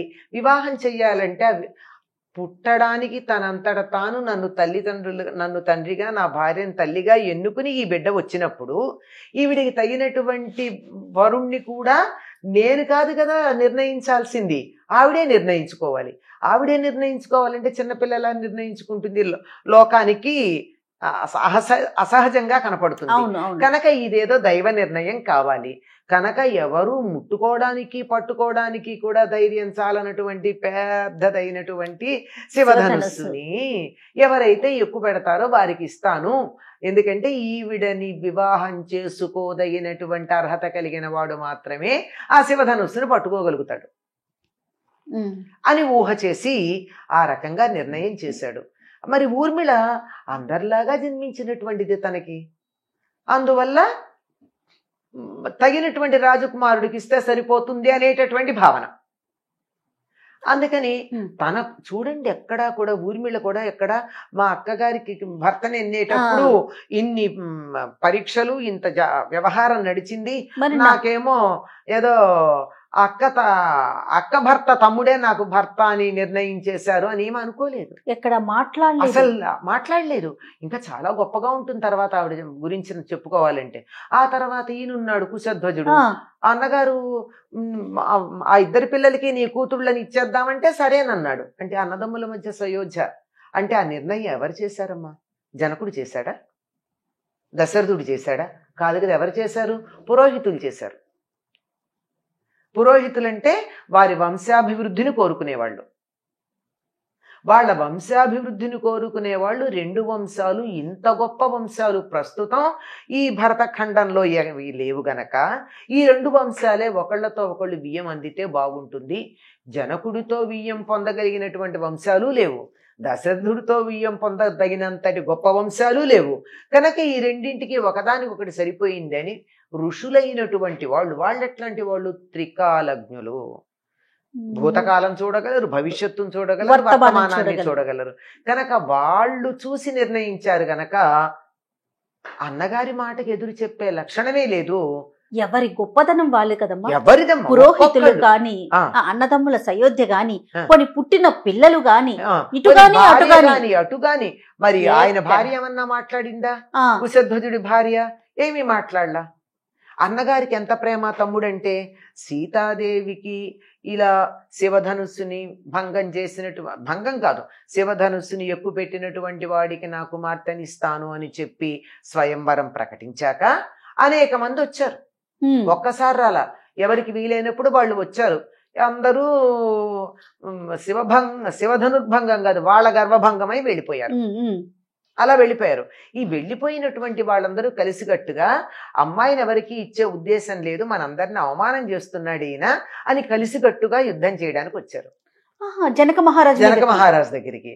వచ్చినప్పుడు వీళ్ళంతా ఏదో చాలా కష్టపడ్డాడు ఆయన, ఒక అలౌకికమైనటువంటి శక్తి ద్వారా వాళ్ళందరినీ ఎదిరించడం జరిగింది. ఆ తర్వాత సంకాస్య పట్టణాన్ని తాను గెలిచిన దాన్ని తమ్ముడిని పరిపాలించుకోమన్నాడు. ఏం తన రాజ్యంలో పెట్టుకోవచ్చుగా, తమ్ముడికి ఇచ్చేసాడు. తమ్ముడి మీద ఎంత ప్రేమ. ఆ అన్నదమ్ముల మధ్య అలా ఉండాలండి. అన్నగారికి ఎప్పుడు తమ్ముడి మీద కొడుకుని చూసినంతటువంటి వాత్సల్యం ఉండాలి, తమ్ముడికి అన్నగారి మీద తండ్రి మీద ఉన్నంత గౌరవం ఉండాలి. అలా ఉన్నప్పుడు మాత్రమే అన్నదమ్ముల మధ్య సయోధ్య ఉంటుంది. అంతేగాని తమ్ముడే అన్నగారిని ఎక్కువ పెత్తనం చేస్తే గాని, అన్నగారు తమ్ముడిని తక్కువ చేస్తే గాని అట్లా ఉండదు. రెండు పక్కలా ఉండాలి. వీళ్ళు కూడా ఏమనుకోలేదు. ఎందుకు అనుకోలేదు? తల్లిదండ్రుల కన్నా కూడా ముఖ్యంగా గురువులు చెప్పింది వినడం అన్నది వీళ్ళకి అలవాటు గనక వీళ్ళ పేర్లు కూడా వీళ్ళు పెట్టుకోలేదు. మీరు గమనించారో లేదో. సీతకైతే అశరీరవాణి పలికింది. ఇప్పుడు రాముడికి, భరతుడికి, లక్ష్మణుడికి, శత్రుఘ్నుడికి పేర్లు ఎవరు పెట్టారండి? గురువులు పెట్టారు. వశిష్ఠుడు పెట్టాడు వాళ్ళ లక్షణాలను బట్టి. దశరథుడు ఏం పెట్టాల, మనం పుస్తకాలు వెతుక్కుని good names, attractive names for the babies అని చెప్పి పుస్తకాలు వెతుక్కునో ఇంటర్నెట్ చూసో పెట్టుకోలేదు. వాళ్ళ జీవ లక్షణాన్ని బట్టి, వారు పుట్టినటువంటి సమయాన్ని బట్టి, ఆ శిశువు యొక్క శరీర కాంతిని బట్టి, వీటిని బట్టి వాళ్ళ భవిష్యత్ ఎట్లా ఉంటుందో దర్శించి ఋషులు వీళ్ళకి పేర్లు పెట్టారు. అది వాళ్ళ మాట ఎవరు కాదల్లా. రామ ఏం బాగుంది అని ఎవరు అనలేదే. శత్రుఘ్నుడు పలకడం కష్టం దగ్గర అని ఉంది, ఆ పేరు నాకేమిటే, నా కొడుకు ఆ పేరు పెడతారా అని అనలేదే. ఎవరికి ఏ పేరు పెడితే దాన్ని చాలా సంతోషంగా గురువులకి ఋషులకి ఇచ్చిన ప్రాధాన్యత అది, అంతే కదమ్మా. అంతేనండి. వాళ్ళ గురువుకి, పురోహితుడికి ఇచ్చారు. పురోహితుడు అంటే పురమును హితము చేయవాడు. పురం అంటే వీళ్ళు, ఈ నగరం అంతా. దేశానికి, రాజుకి, తద్వారా ప్రజలందరికీ మేలు చేసే వాళ్ళకి వ్యక్తిగతంగా ఏమీ లేదు. వాళ్ళు ఏమీ రాజ్యాలు ఆశించలేదు, భోగాలు ఆశించలేదు. వాళ్ళు అలాగే కాషాయాలు కట్టుకున్నారు, అలాగే జపాలు చేసుకున్నారు, అలాగే కందమూలాలు తిన్నారు. నగలు, ఆభరణాలు ఏమక్కర్లేదు వాళ్ళకి. వాళ్ళకల్లా తపస్సు చేసుకోవడం, లోకం బాగుండడం. మరి అట్లాంటి వాళ్ళ మాట రాజులు విన్నారు గనక ఆ రోజుల్లో రాజ్యాలు బాగున్నాయి. అందుకని వీళ్ళు నిర్ణయం చేశారు కనుక వాళ్ళందరూ అంగీకరించారు. చక్కగా నలుగురికి వివాహాలైనాయి. అందరికీ ఇవ్వవలసినటువంటి బహుమానాలన్నీ ఇచ్చారు. ఎంతో చక్కగా వేడుకగా పెళ్లి జరిగింది. ఈ పెళ్లికి ఎవరు వచ్చారో తెలుసా? అమ్మా, యుధాజిత్ వచ్చాడు. యుధాజిత్ ఎవరంటే కైకేయి తమ్ముడు, సోదరుడు. ఆయన వీళ్ళకి మేనమామ, వీళ్ళకి భరతుడికి మేనమామ, అంటే అందరికి మేనమామ. ఆయన అక్కగారిని బావగారిని చూద్దామని అక్కడికి వచ్చాట, అయోధ్యకి. వస్తే వాళ్ళు పెళ్లికి తరలి వెళ్ళారని తెలిసిందిట. తెలియగానే వేగంగా పెళ్లికి అందుకుందామని బయలుదేరి వచ్చాడు. వీళ్ళు ఒక రోజు వచ్చి మాటలు మాట్లాడుకుని ముహూర్తం చూసుకుని 2 రోజులు సమయం పట్టింది కదా. ఈ లోపల పెళ్లి సమయానికి యుధాజిత్తు కూడా వచ్చాడు. వచ్చి చాలా సంతోషంగా పెళ్లి కార్యక్రమం అంతా జరిగింది. అది ఇక్కడే నేను ఇందాకే చెప్పాను, ఇంతకు ముందు భాగంలోనే చెప్పాను. ఏదైనా సరే మీ సంప్రదాయం ప్రకారం జరగాలి, మీరెట్టా చెప్తే అట్లా వింటానంటాడు దశరథుడు. అదండి, దశరథుడు జనకుడు ఎంత మురిసిపోతాడో. కారణం ఏమిటంటే, ఏ మాట కామాట దశరథుడు జనకుడి కన్నా పై స్థాయిలో ఉన్నవాడు. రాజ్యం పెద్ద రాజ్యం, అయోధ్య పెద్ద రాజ్యం, మిథిల కొంచెం చిన్నది. వంశాలు చాలా గొప్పవి. రాజ్యం ఎందుకంటే కౌసల్య కూడా కోసల దేశపు రాజకుమార్తె. ఒకటి ఉత్తర కోసల, ఒకటి దక్షిణ కోసల. ఎప్పుడైతే కౌసల్యతో వివాహమై ఆ రాజ్యం కూడా కలిసిందో ఈ రాజ్యం మరీ పెరిగింది. మొత్తం కోసల దేశం అయిపోయింది దశరథ మహారాజుకి. చాలా పెద్ద రాజ్యం కోసల రాజ్యం. ఇది కొంచెం చిన్న దాంతో పోలిస్తే. వంశాలు గొప్పవి, అందువల్ల అన్ని రకాల గొప్పవాడు. తానేమో మగపెళ్లివారు మన భాషలో చెప్పుకోవాలంటే. అయినా సరే మీరు ఏమి చెబితే అది వింటాను, మీరు ఇచ్చేవాళ్ళు నేను పుచ్చుకునేవాడు అన్నాడండి. ఇదొక్కటి మనం రాముణ్ణి పూజిస్తున్నాము అనే మాట మనకు అర్థమైనట్టయితే, పెళ్లిళ్లలో మాటలు మాట్లాడుకునేటప్పుడు ఈ ఒక్క మాట వింటే పెళ్లిళ్ళు ఎంత అందంగా, ఆనందంగా, సజావుగా సాగుతాయి, సంతోషంగా సాగుతాయమ్మా. అవునమ్మా. ఏదైనా చిన్న చిన్న కోరికలు ఉంటే అడగచ్చేమో గాని వాళ్ళు ఇచ్చేవాళ్ళన్న సంగతి గుర్తుపెట్టుకోవాలి. దశరథుడు అన్నాడు ఆ మాట. దశరథుడు అంతటి వారే అన్నారు. మరి మనం అంతకన్నా పెద్దవాళ్ళం అంటే ఇంక చెప్పగలిగింది లేదు, అంతకన్నా గనులం అయితే తప్ప. ఆ విధంగా కళ్యాణం అయిన తర్వాత అందరూ అన్ని రకాలైనటువంటి ఒకరినొకరు బహుమానాలు ఇచ్చుకున్నారు. దశరథుడు ఎన్నో కానుకలు తెచ్చాడు ఇక్కడ ఇవ్వడానికి. కోడలికే కదా, ఇక్కడ వాళ్ళందరికీ. ఇక్కడ ఒకళ్ళకి ఇస్తారా అండి రాజులైతే? జనకుడికి, జనకుడి భార్యకి, మిగిలినటువంటి వాళ్ళకి, ఆయన సోదరుడికి పెళ్ళవుతుందని తెలియకపోయినా జనకుడికి సోదరుడు ఉన్నాడని తెలుసు కదా, ఆ సోదరుడికి, వాళ్ళ మంత్రులకి, సేనాధిపతులకి, అక్కడ ఉన్న వాళ్ళకి అందరికీ రకరకాలైన విలువైనటువంటి బహుమానాలు చాలా తెచ్చిచ్చాడు. వీళ్ళు అంతకన్నా ఎక్కువగా బహుమానాలు తెచ్చారు.